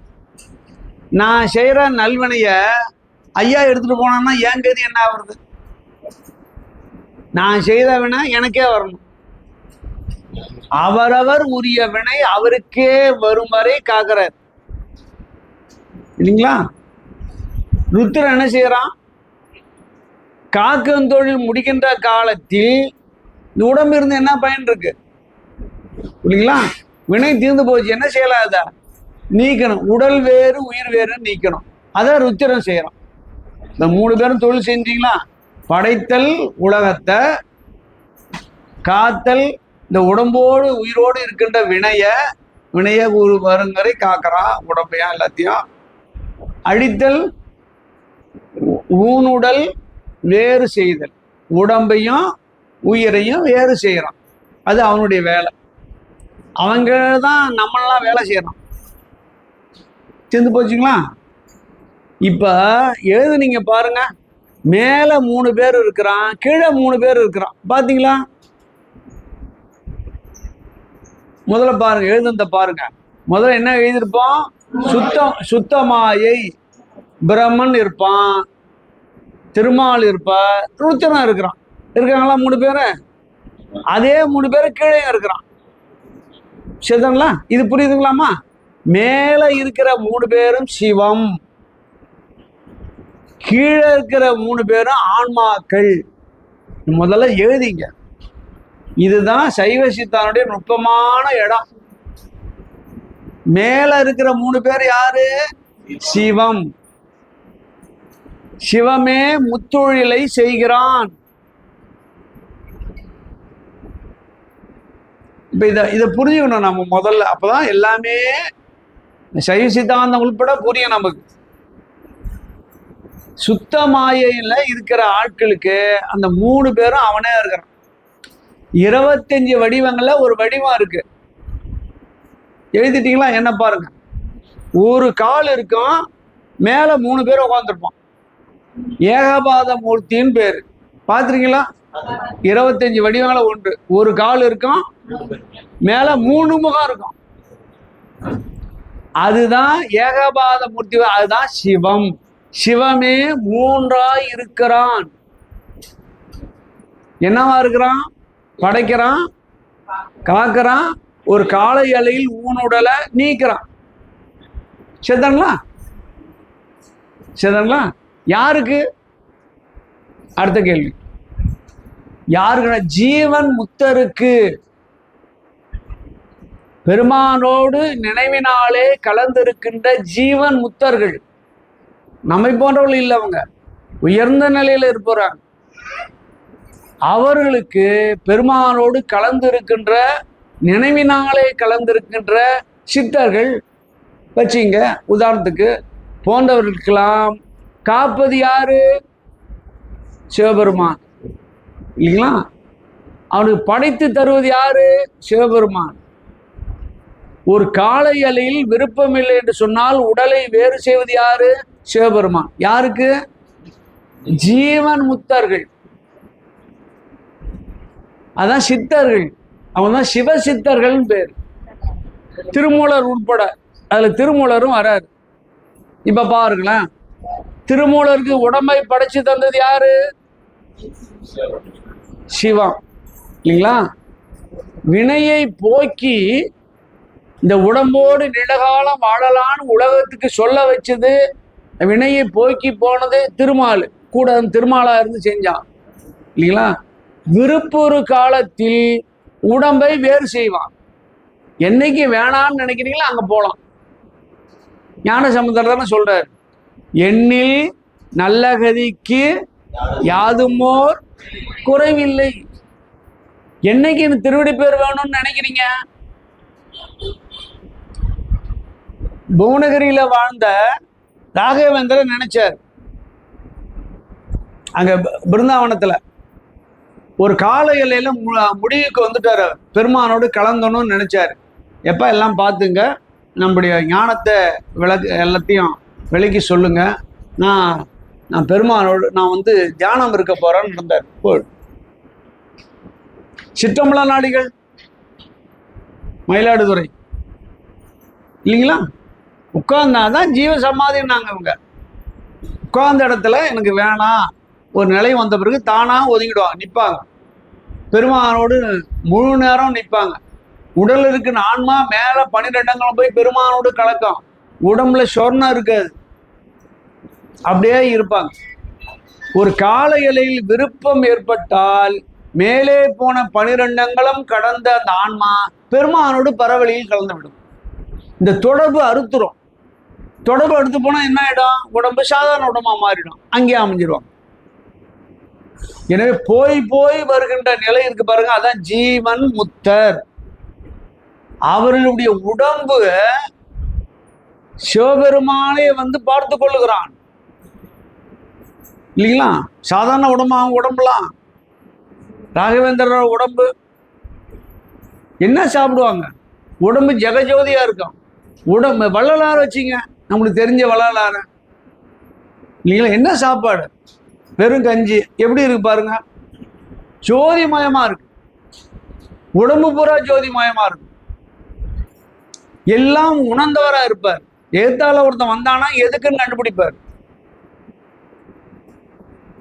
தன்னுடைய உடம்பிலே இருக்கின்ற அந்த ஆற்றல் வெளியே செல்லக்கூடாது என்பதற்காக 2 உள்ளங்கையில் சேர்த்து வச்சுக்குவார். 2 உள்ளங்கை இருக்குல்ல, உள்ளங்கையில ஆற்றல வந்து நிற்கும், உள்ளங்கால நிற்கும், 2 சேர்த்துக்கிட்டார். சேர்த்து இங்க வச்சுதானே உடம்புக்குள்ளே இருக்கின்ற ஆற்றல் அனைத்தும் உடலுக்குள்ளே திருப்பி சுத்தி சுத்தி வரும்.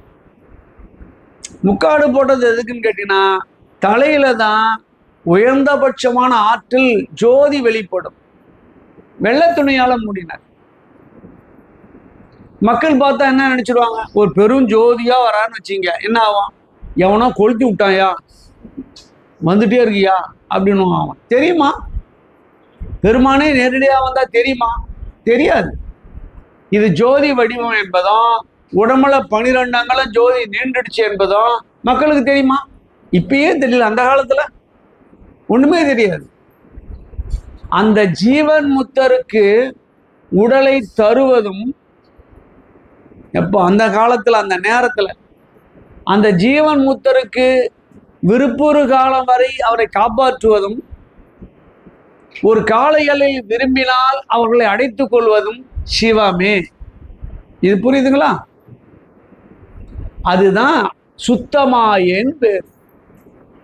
சுத்தமா இருக்கின்ற இடம், புரியுதுங்களா. இது அந்த 3 பேர் யாரு, சிவம். அடுத்து என்ன எழுதிருக்கீங்க பக்கத்துல பாருங்க, சதாசிவம் எழுதிருக்கலாம். சதாசிவம் என்பது அருளல்.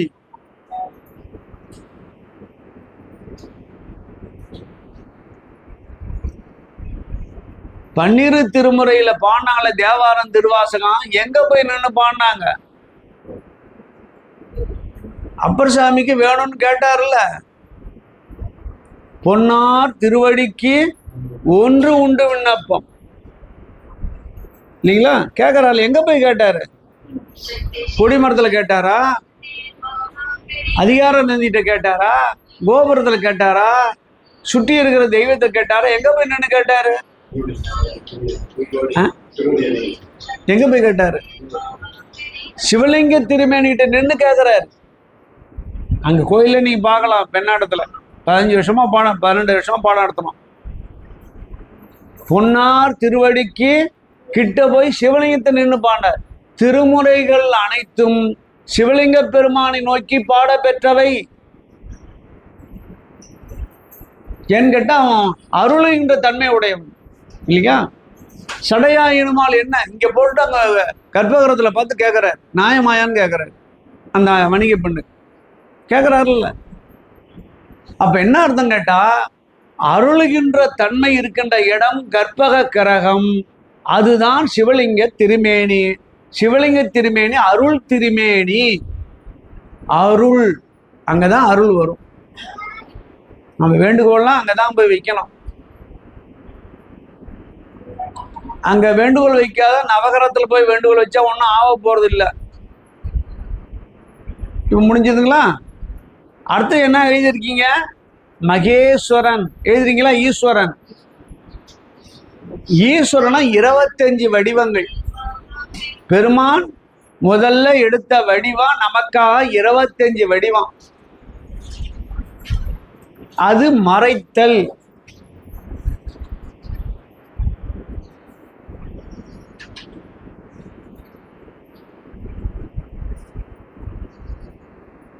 உண்மைத்தன்மையை வெளியே காட்டாது. மறைத்தல்லாம் என்னன்னு கேட்டா உண்மையை வெளிப்படுத்தாது. அதான் மறைக்கிறார் பெருமான். இந்த உலகம் எது மெய்ய எது பொய்ன்னு காட்டுமா? பெருமான் நமக்கு முதல்ல என்ன காட்டுவான்? உண்மையை காட்டிடுவானா? முதல்ல என்னன்னா பொய்யை தான் காட்டுவான். இந்த உலகமே பொய்யானதான் காட்டும். மாற்றமாம் வையகத்தின் வெவ்வேறே வந்தொருளி. நேற்று பார்த்த பள்ளிக்கரண் இன்னைக்கு இருக்கா? இந்த இடம்லாம் எப்படி இருந்திருக்கும் ஒரு காலத்துல, இன்னைக்கு எப்படி இருக்கு? மாறிடுதா? எல்லாம் மாறும், மாற்றம் வரும். ஆனால் எவ்வளவுதான் மாற்றம் வந்தாலும் மெய்ப்பொருள் மாறாது. மெய்ப்பொருள் மாறுமா? பெருமானுடைய தன்மை மாறுமா? மாறாது. மெய்மை என்றும் இருக்கும். பொய்கள் தான் மாயை தான் மாறும். எல்லாம் மாறிடும். நேற்று இருந்த உடம்பு இன்னைக்கு இருக்கா? இன்னைக்கு காரில் தான் போயிட்டு காரில் தான் வரும். உட்காந்தா எழுந்திருக்க முடியல, கார்ல இருந்து இறங்க முடியல. ஒரு ஆள் பிடிக்கிறான் வந்து, அவன் கேட்கறான், இந்த வயசான காலத்துல ஏன் சார் இப்படி அலையறீங்கன்றான். எப்படி இருப்பாரு அவன்? இப்ப என்ன உடம்பு என்ன ஆச்சு? மாறிடுச்சா? மழையில நனைஞ்சாலும் ஒன்றும் ஆகாத உடம்பு என் உடம்பு. இப்ப ஏசி போட்டாலே மூக்கடைக்குது. மாறும்.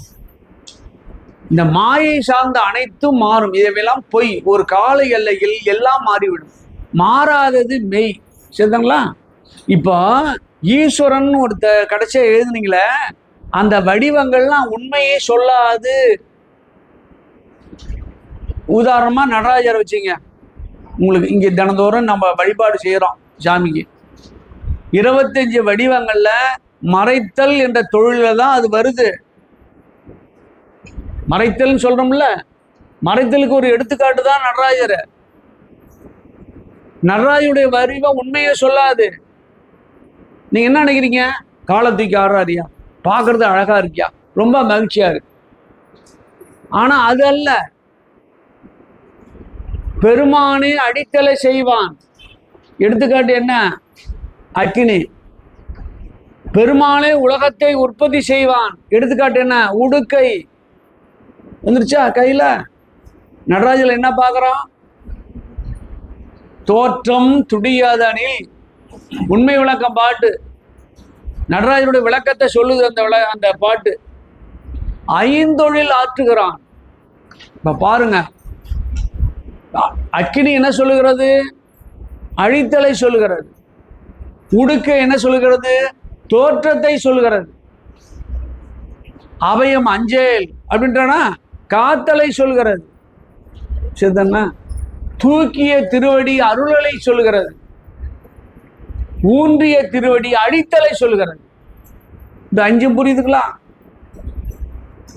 இதெல்லாம் நான் புஸ்தமா தரேன் உங்களுக்கு சின்னதா. ஏன்னா இது மேட்ரை புரிஞ்சுக்கணும் முதல்ல, அதான் முக்கியம். இந்த 5 நடராஜருடைய தத்துவமாக இருக்கிறது. தீ வடிவம் எழுதுறனா அக்கினி கையில் வச்சிருக்காருல, அது என்ன சொல்லும்? இது பெருமான்கிட்ட இருக்கிற உடுக்கை தோற்றம். சரிங்களா? அவையக்கரம் காத்தல், தூக்கிய திருவடி அருளல், ஊன்றிய திருவடி மறைத்தல். முயலகனை மேல வச்சு மறைக்கிறார, அந்த காட்சியை பாருங்களேன் கிட்ட போய். அடுத்த முறையாவது இங்க அவன் அழுவ மாட்டான், சிரிச்சுக்கிட்டே இருப்பான். ஏன் நம்ம மேல ஒருத்தன் 100 கிலோ மேல மெரிக்கிறான், எவனா சிரிப்பு வருமாயா? சிரிப்பு வருமா? நினைச்சு பாருங்க. பேரை என் முதல ஏறி மெரிக்கிறான், நான் என்ன செய்வேன்? என்ன செய்வேன்? சிரிப்பேன் நான். ஏன்னா அவன் என்னுடைய பந்தம். முயலன் என்ன நினைக்கிறான்? என்னுடைய ஆணவத்தை அகற்றி என் பெருமான் என் மீது ஏறி இருக்கிறான், ரொம்ப மகிழ்ச்சின்றான். சரிதானா? இப்போ இந்த முழு உருவமும் மறைத்தலுக்கு சான்று. வெளியே தெரியுதா? நடராஜர் வடிவம் அவ்வளவுதான், தூக்கிய திருவடி அவ்வளவுதான், தீர்ந்து போச்சு. அப்ப என்ன அர்த்தம் கேட்டா, உண்மையை உள்ளே வைத்து கொண்டு மேலோட்டமாக காட்டும். இது அறிஞர்கள் உணர்வார்கள். பெருமான் ஏன் தூக்கிய திருவடி வச்சிருக்கான் தெரியுமா? அதான் அருளல், உன்னை தூக்குவதற்காக வச்சிருக்காயா அப்படின்னாரு ஒருத்தர். கையப்படி கையப்படின்னு கீழே காட்டுறோம்ல, அவன் காலப்படி காலப்படின்னு காட்டுறான். எதுக்கு காலப்படிக்கு இப்படி இருக்கும் பாருங்க, இப்படி இருக்கும் காலு, மேல என்ன இருக்கா? கை இருக்கா. என்ன செய்யற? இதை பிடிச்சா இங்க போலாம். நீ திருவடியை பிடித்தால்தான் திருவருளை பெற முடியும். அதான் உண்மை தத்துவம். ஐந்தொழிலை பெருமான் ஆற்றுகிறான். அதுதான் நாசா உட்பட எல்லா விஞ்ஞான கோலத்திலையும் அவன் உருவத்தை வச்சிருக்கிறாங்க. அதுவும் மையமா இருக்கின்ற சிதம்பரத்துல வச்சிருக்கிறாங்க. ஊன்றிய திருவடியிலே தான் உலகம் மையமாயிருக்கிறது. ஒரு பந்து சுத்தணும்னா மையம் வேணும்ல, மையமா இருந்தால்தான் சுத்தம். அது சுத்தத்துக்கு ஒரு புவியீர்ப்பு வேணும்ல. இப்போ பஸ்ல போறோம், காலை அகட்டி வைப்பான் அந்த கண்டக்டர் இல்லையா? நாம சேர்த்து வைப்போம், சேர்த்து வைக்கிற ஆளு கீழே வந்துடுவோம். அவன் பேலன்ஸ் பண்ணிக்கிறான். ஏன் பேலன்ஸ் பண்றான்? எப்படி கீழே விடாம இருக்க முடியும்?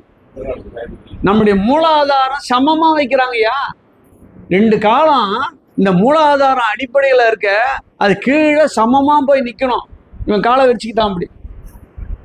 அது சமமா இருப்பதால இவனால பேலன்ஸ் பண்ண முடியுது இல்லைங்களா? பெருமான் சமமாக உலகம் இருக்க வேண்டும் என்பதற்காக தான் சிதம்பரத்துல ஒரு மையமான புள்ளியில நின்று ஆடுகிறான். மையப்புள்ளின்னு பெரியவங்களே ஒத்துக்கிட்டாங்க. நம்ம உடம்புல மையப்புள்ளி மூலாதாரம், அருள் செய்யற இடம் இதயம். இங்கதான் நடராஜர் இயங்குகிறார். அதுதான் விராட புருட தரிசனம். சிதம்பரத்துக்கு பேரு தரிசனம்னு பேரு. சரிங்களா? திருவண்ணாமலைக்கு என்ன பேரு? ஒண்ணுக்கு ஒரு பேர் இருக்குல்ல, பிறக்க முத்தி. திருவண்ணாமலை நினைக்க முத்தி. என்ன நினைக்கணும்? அந்த மூலையில நான் கேட்டேன், என்ன நினைக்கணும்? அந்த மூலையில திரும்பும் போது சூப்பரா ஒருத்தன் டீ போடுறாமா சார், இது ஜென்மத்திலே சாப்பிட்டு தரேன்றான். அவனுக்கு ஜென்மம் பக்கத்திலே நிக்குது. எது நினைக்கிறது? ஒரு குறிப்பை சொல்றான். திருமால் என்பது செல்வத்தின் அதிபதி, பிரம்மன் என்பது அறிவின் அதிபதி. அறிவினாலும் செல்வத்தாலும் பெருமானை அடிமுடி தேட முடியாது. இதான் ஞானம். என்கிட்ட செல்வம் இருக்கு, பெருமானை பார்க்க முடியுமா? என்கிட்ட மேலான அறிவு இருக்கு, பார்க்க முடியுமா? என்னதால பார்க்கலாம்? அன்பினால் பார்க்கலாம். அன்பும் சிவமும் இரண்டு என்பர் சிலர். அன்பு இருந்தா தானா வருவான். அது சாமி சொல்றாரு, நெஞ்ச கனகல்லும் நெகிழ்ந்து உருகான்வார். என் நெஞ்ச நெகிழ்ந்துச்சுன்னா பெருமான் தானா உட்கார்ந்துருவான்ற. இங்க நிலம் சரியா இருந்தா என்ன ஆகும்? எது போட்டாலும் விளைஞ்சிடும் அப்படின்றாரு. எனவேதான் இந்த ரெண்டு பாருக்கு மொத்தம் முதல்ல 5 எழுதிருக்கீங்களா? மால் அயன் ருத்திரன் 3 தொழில், சதாசிவம் அருளல், மகேஸ்வரம் மறைத்தல். தீர்ந்து போச்சு. 5 தொழில் வந்துருச்சா இல்லைங்களா? கீழே பாருங்க, கீழே எத்தனை தொழில் இருக்கு? 3 தான் இருக்கு, 2 இல்லை. எது 2 இல்லை? மறைத்தலும் அருளலும் சிவபெருமான் கையிலே தான் இருக்கும், வேற யார்கிட்டையும் போகாது. அது அங்க இருந்தாலும் சரிதான், இங்க இருந்தாலும் சரிதான். இப்ப பாருங்க, முதல்ல வரி முடிச்சுட்டான். அது எங்க நடக்குது? ஜீவன் முத்தருக்கு நடக்குது. சுத்தமான இடத்துல சுத்த மாயில நடக்குது. அதான் விஷயம். சுத்தமாய அசுத்தமாயனா என்னன்னு சொல்லட்டா? மனசை விட்டு விலகாத ஒண்ணு சொல்றோம் பாருங்க. ஒரு ஓமை, ஒரு பந்து ஒன்று எடுத்துக்கிட்டார் ஒருத்தர், மேலே ஒரு லைட்டு போட்டார், பந்து ஒன்று போட்டார். இப்போ இது பந்தா வச்சிங்க, மேலே ஒரு லைட்டு போடுறோம். மேல் பகுதி எப்படி இருக்கும்? வெளிச்சமா இருக்கும். அடிப்பகுதி எப்படி இருக்கும்? இருட்டா இருக்கும். நடுப்பகுதி ரெண்டும் கலந்துருக்கும். சரிங்களா? ரெண்டும் கலந்துருக்கும். அது மிச்சரான்னு பேர். மேலே இருப்பது சுத்த மாயை, அடியில் இருப்பது பிரகிருதி மாயை. நாம் வாடுற இடம் எல்லாம் இருட்டாதான் இருக்கும், எதுவும் மெய்மையை காட்டாது. நடுவில் இருக்கு ரெண்டும் கலந்து இருக்கிற இடம். இங்கேருந்து போறவங்க அப்படி இருப்பாங்க. அது மிச்சரம் பேர். இப்ப மிச்சர்னு சாப்பிட்றோமா, என்ன அது? அதுல என்ன இருக்கும்? எல்லாம் கலந்துருக்கும் இல்லைங்களா? நல்லதும் கலந்துருக்கும், அல்லது தொடப்பு ஊச்சி போட்டு ஒரு மிச்சர்ல கலந்து கொடுத்துட்டாயா? அசுத்த என்ன சொல்ற? அசுத்த அடியில் இருக்கிறது அசுத்த மாயை, நடுவுல மிச்சர மாயை, கலப்புன்னு அர்த்தம். என்ன கேக்குறாரு காதுல விட?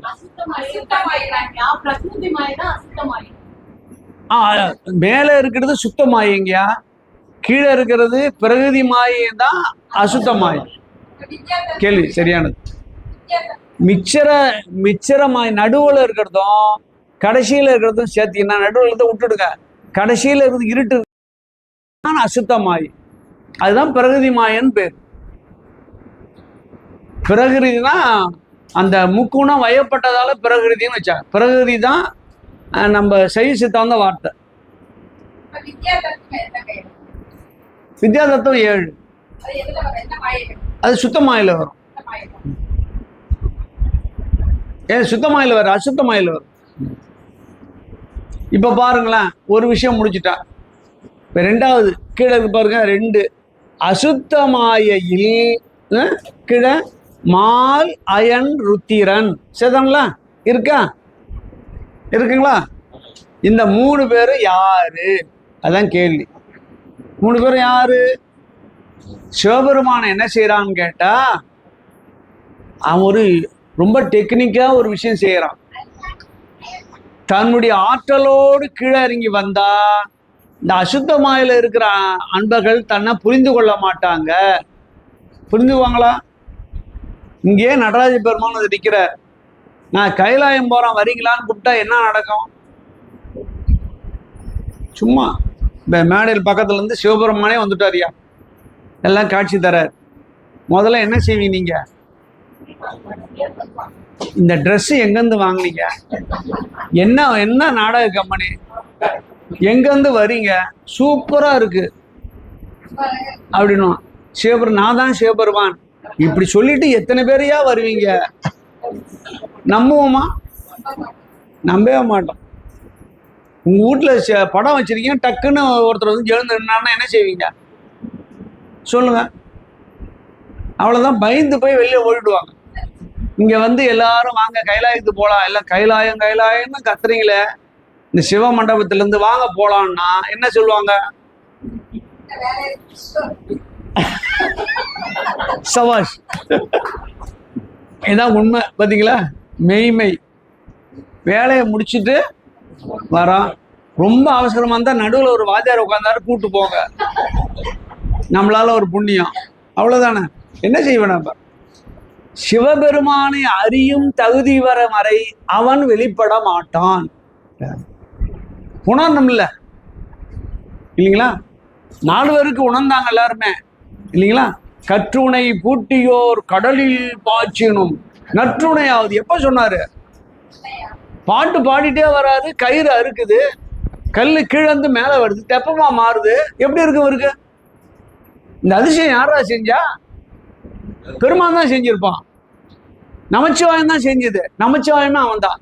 நந்தி நாமம் நமச்சிவாயவே. அப்படியே மகிழ்ச்சியா வந்துட்டார். எவ்வளவு பெரிய விஷயம் பாருங்க. அனுபவம். அவருக்கு வந்தானா நல்லூர்ல திருவடி சூட்டுறான் அவன் பெருமான் வந்து இல்லையா? கேட்டுட்டே இருந்தார்ல இவரு. நல்லூருக்கு வாங்கினார், வாய்மூருக்கு வந்தாரு, அங்க வாயான்ட்டார், அங்க போனார். மேல இருக்கிறான் பெருமான். நல்லூருக்கு போயிருக்கீங்களா? ஒரே ஆவுடையார்ல 2 சிவலிங்கம் இருக்கும், 2 லிங்கம் இருக்காங்க. ஒரு லிங்கம் பெருசா இருக்கும், ஒரு லிங்கம் சின்னதா இருக்கும். போய் பாருங்க. மேலதான் உட்கார்ந்துருப்போம் ஆச்சாரியாருக்கு, நாம கீழே நிக்கணும் இல்லையா? உயர்ந்த இடத்துல இருந்து திருவடி சூட்டினா அப்பர் சாமி நேரா காட்சி கொடுத்தா. புரிஞ்சுக்கிட்டாரு அவர். யாரு யார் உட்கார்ந்துருக்கிறாங்க? சிவபெருமான் உணர்ந்தார் இல்லைங்களா? திருவடிய அப்படியே குனிஞ்சாரு, திருவடியை சுட்டான். எல்லாம் நல்லா உணரணும் நம்ம யாரு என்ன என்றதெல்லாம். அந்த பக்குவ நிலை வர வரை வெளிப்பட மாட்டான்.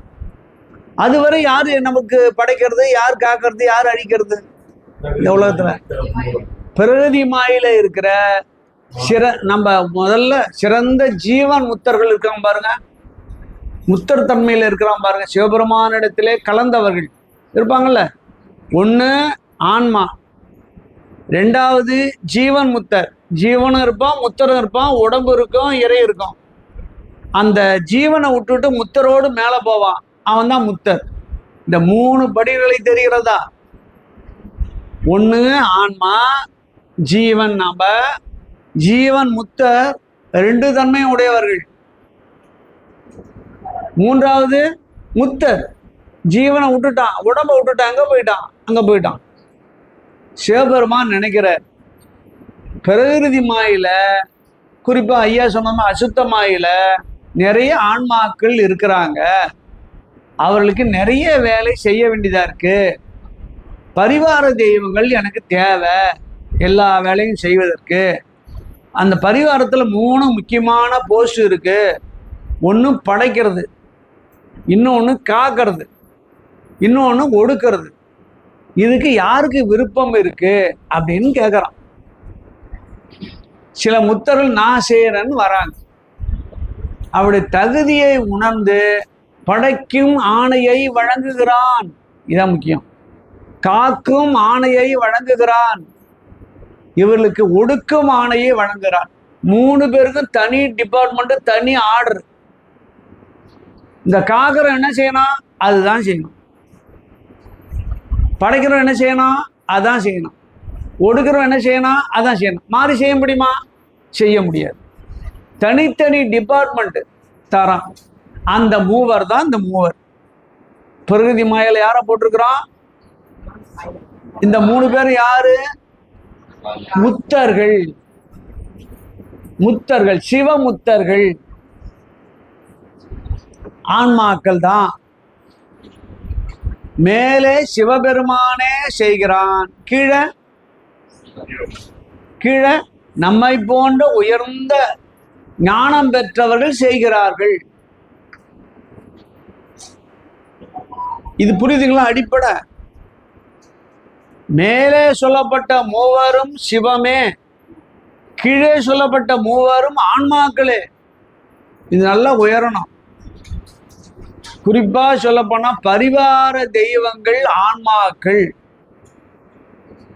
இப்ப சனீஸ்வரன் யாரு? சனீஸ்வரன் யாரு? பெருமானோடு ஆற்றல் பெற்ற கிரகங்களை ஒண்ணு. அது சொன்ன வேலையை தான் செய்யலாம், மாத்தி செய்யுமா? மாத்தி செஞ்சா போச்சு. இந்த மூவரும் மாத்தி செஞ்ச என்ன ஆகும்? கீழே இருக்கிற மூவரும் மாத்தி செஞ்ச என்ன ஆகும்?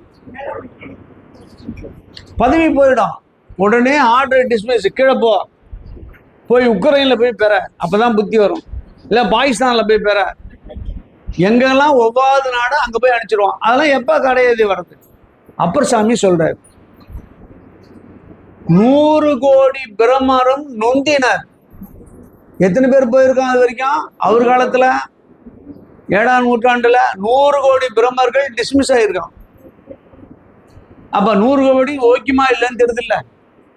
சரிதானா? அதுதான் திருமந்திரத்துல சூப்பரா ஒரு சொல்றாரு, நீ பெற்றது நிலைக்கணும்னா நான் சொல்றத கேளு. நான் சிவ நாமங்கள் ஓதியே எனக்கு பெற்றது, நீண்ட கால வாழ்க்கையை தந்தது, மூல நூல்ல புகுந்தது இல்லைங்களா? புகுந்த பிறகு எங்கேயும் போகாம கால்நடையா சென்றது. பாருங்க, வான்வெளியில போன மனுஷன் இதுல உள்ள பூந்தோன்னே என்ன ஆயிடுச்சு, வெளியில கீழே தான் போனான். எல்லா இடத்துக்கும் சிதம்பரம் அங்க எல்லா இடத்துக்கும் போனான். இங்கேயே போய் திருமந்திரம் எழுதந்து போனது, இந்த வாய்ப்பெல்லாம் நீ எனக்கு தந்தப்பா, இது நிலைக்கணும் இல்ல, என்ன செய்யணும்? இது நிலைக்கிறதுக்கு சிவ நாமங்கள் ஓதியே. எனக்கு இந்த வாய்ப்பு கிடைச்சது 19ல். எங்க சன்னிதானம் இங்கே தான் வந்தாங்க. மயிலாப்பூர்ல பெரிய மடம் இருக்கு எங்களுக்கு. அங்கே தான் பார்த்து நானும் எங்கள் வீட்டுக்காரங்க போய் ஏதாவது செய்யலான்னு கேட்கும்போது தான், இதை செய்யுங்க, இது நம்ம மடத்தில் தான் அவர் எழுதின புத்தகம், அந்த ஓலைச்சுவடி இருக்கு, போய் பார்த்துருவாங்கன்றார். போய் பார்த்துட்டு வந்து ஆரம்பிச்சாரு. இது நிலைக்கணும்ல இல்லைங்களா? இந்த திருமந்திரத்துல நான் நிலைக்கணும்ல, எல்லா இடங்களும் பரவணும் இல்லை. இப்போ நான் என்ன செய்யணும்? எனவே நான் உறுதி எடுத்துக்கிட்டேன். என்னன்னு கேட்டா, அடியார் பெருமக்கள்கிட்ட இருந்து ஒரு பைசா வாங்கக்கூடாது. எவ்வளவுதான் நீங்க கொடுத்தாலும் நான் வாங்க மாட்டேன். நிறைய இடத்துல உங்களுக்கு எல்லாம் நம்ம இங்க நடத்துற பழைய அன்பர்கள்லாம் தெரியும். நம்ம உபதேசம் பண்ண போறோம். பெருமானுடைய ஆற்றலினாலே குருநாதர் சொல்லி நாம் இங்க வரோம். அவருடைய பிரதிநிதி நாம் எவ்வளவு ஜாக்கிரதையா இருக்கணும். எனவே எது கொடுத்தாலும் தொட்டு நீங்களே எடுத்துன்னு பாண்டும். எதுவுமே எடுத்துட்டு போனதே கிடையாது. நீங்க நினைக்காத அளவுக்குலாம் பொருள் தந்திருக்கிறாங்க. அப்படியே அந்த டொனேஷன் நீங்களே வச்சுங்கப்பா, ஏதாவது நல்லது செஞ்சீங்க அப்படின்ட்டு. நான் உறுதி, நமக்கு என்ன உறுதி? பெற்றது நிலைக்கணும். நாம சொல்ற வாக்கு நிலைக்கணும், என் ஆன்மாவுக்கு நிலைக்கணும். ஒண்ணு சுயநலம் தான் இது ஒழுங்கா இருந்தாலும் அங்க போவோம். அடுத்த பிறவியே வந்தாலும் நல்ல பிரிவா கிடைக்கும். சொல்லுங்க, நல்ல பிரிவா கிடைக்கணும்ல. நம்ம நல்ல இடத்துல அமையலன்னா போச்சுங்க. நம்ம சைவ குடும்பம் பரம்பரையா சிவபூஜை செய்யறவங்க, அந்த இடத்துல நம்ம அவதாரம் பண்ணதால் தான், நமக்கு பிறந்ததால் தான் இந்த லைன் எளிமையா கிடைச்சிது. இது பெருமான் தான் காரணம். அப்பதான் சிவ நாமங்கள் ஓதியே இருந்தேன்ற. நாமங்கள் ஓதிக்கொண்டே இருந்தேன், எனக்கு யோகம் நிலைத்தது, அதன் அடிப்படையில் திருமந்திரம் சொன்னேன், இது தொடர வேண்டும் என்றால் சிவநாமங்களை சொல்லிக்கொண்டே இருப்பேன் அப்படின்றார் அவர். அன்பர்களா, ஒரு உரைப்பு எடுத்துக்கொண்டால், ஜாக்கிரதையா இருந்தால், அதனாலதான் பெருமான் பல இடங்கள்ல நெருக்கமா வர மாதிரி எனக்கு தெரியுது. சில இடங்கள்ல சில உணர்வுகள் நமக்கே வந்து சேரும். அது நாம சரியா இருக்கணும்ல. என்னைக்கு கீழிறங்கி போகிறோமோ அன்னைக்கு ஆன்மாவும் கீழிறங்கும், அடுத்த பிறவி வரும், எல்லா பிறப்பும் பிறந்து இழைக்கும், வீணாய் போய்விடும். அப்புறம் சாமி தான் சொல்றாருல்ல, வாய்த்தது நம் தமக்கு ஈதோர் பிறவி. நல்ல வாய்ப்பு சார், எந்த குறையும் இல்லாம பிறந்திருக்கிறான், பிறக்க வச்சிருக்கிறான்.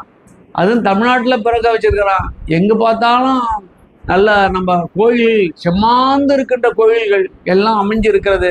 பார்த்தவொடனே ஒரு பரவசம் ஏற்படுகிறது. இங்கேருந்து அன்னைக்கு வைத்தீஸ்வரன் கோயிலை பார்க்குறான், பைபாஸ் தான், அப்படியே உயிரே போகுது. நமக்கு எவ்வளோ பெரிய உணர்வு நமக்கு கிடைக்குது, இயல்பாக கிடைக்குது, கஷ்டப்பட்டுலாம் போல. எனவே இதை நம்ம தக்க வச்சுக்கணும். அதெல்லாம் அன்பர்கள் இப்போ பாருங்க, முதல்ல மேலே சொன்னதெல்லாம் சிவம். ஒரு சிவமே முத்தொழிலும் செய்வார், இன்னும் குறிப்பாக 5 தொழிலும் செய்வார். சரிங்களா? கீழே இருக்கிற 3 ஒவ்வொரு தொழில்தான் செய்வார்கள். தவறு செய்தால் இறங்கி விடுவார்கள். இத மனசுல வச்சுக்கணும். சரிங்களா? அப்பர் சாமி பாட்டை சொல்றார், 100 கோடி பிரம்மர்களும் நொந்தினர், 1000 கோடி நாராயணனும் அங்கனே. எப்படி பாருங்க, 1000 கோடி நாராயணன் கீழே வந்துட்டான். அந்தமில்லாதான் பெருமான் தான். இந்த 2 பேர்த்து 3 பேர்த்துல 2 பேர் தான் பேர் அடிபடுது, ஒருத்தன் பேர் அடிபடல. யார் பேரு? உத்திரன் பேர் அடிபடல. ஏன்னா ஒழுக்கமா இருந்துட்டான். அவனுக்கு தெரிஞ்சு போச்சு லிமிட் என்னான்னு, இல்லையா? நம்ம லிமிட் இதாயா? அவன் சிவநாமங்கள் ஓதியே இருந்துட்டான். அதுக்காக தான் அவனுக்கு இன்னொரு பேர் உண்டு, ஸ்ரீகண்டர் உத்திரன் பேர். ஸ்ரீகண்டனா அதை போன்றன்னு அர்த்தம். யாரை போன்று? சிவபெருமான் மகாருத்திரன் அவன். இவன் ஸ்ரீகண்ட ருத்திரன். எப்படி இருக்கு பாருங்க, சரியா சிஸ்டமா வச்சிருக்காங்க சார் நம்ம சைவத்தை. சித்தாந்தம் கரெக்டா இருக்கு. திருமந்திரத்துல போன சித்தாந்தம், திருமந்திரம் கரெக்டாக எந்த குறையும் சொல்ல முடியாது, எந்த கேள்விக்கும் பதில் இருக்கிறது, குறையே காண முடியாத அளவுக்கு இருக்கு. பாத்தீங்களா? இப்ப நமக்கு யார் ஆட்சி செய்யறா? நமக்கு படைக்கிறது யாரு?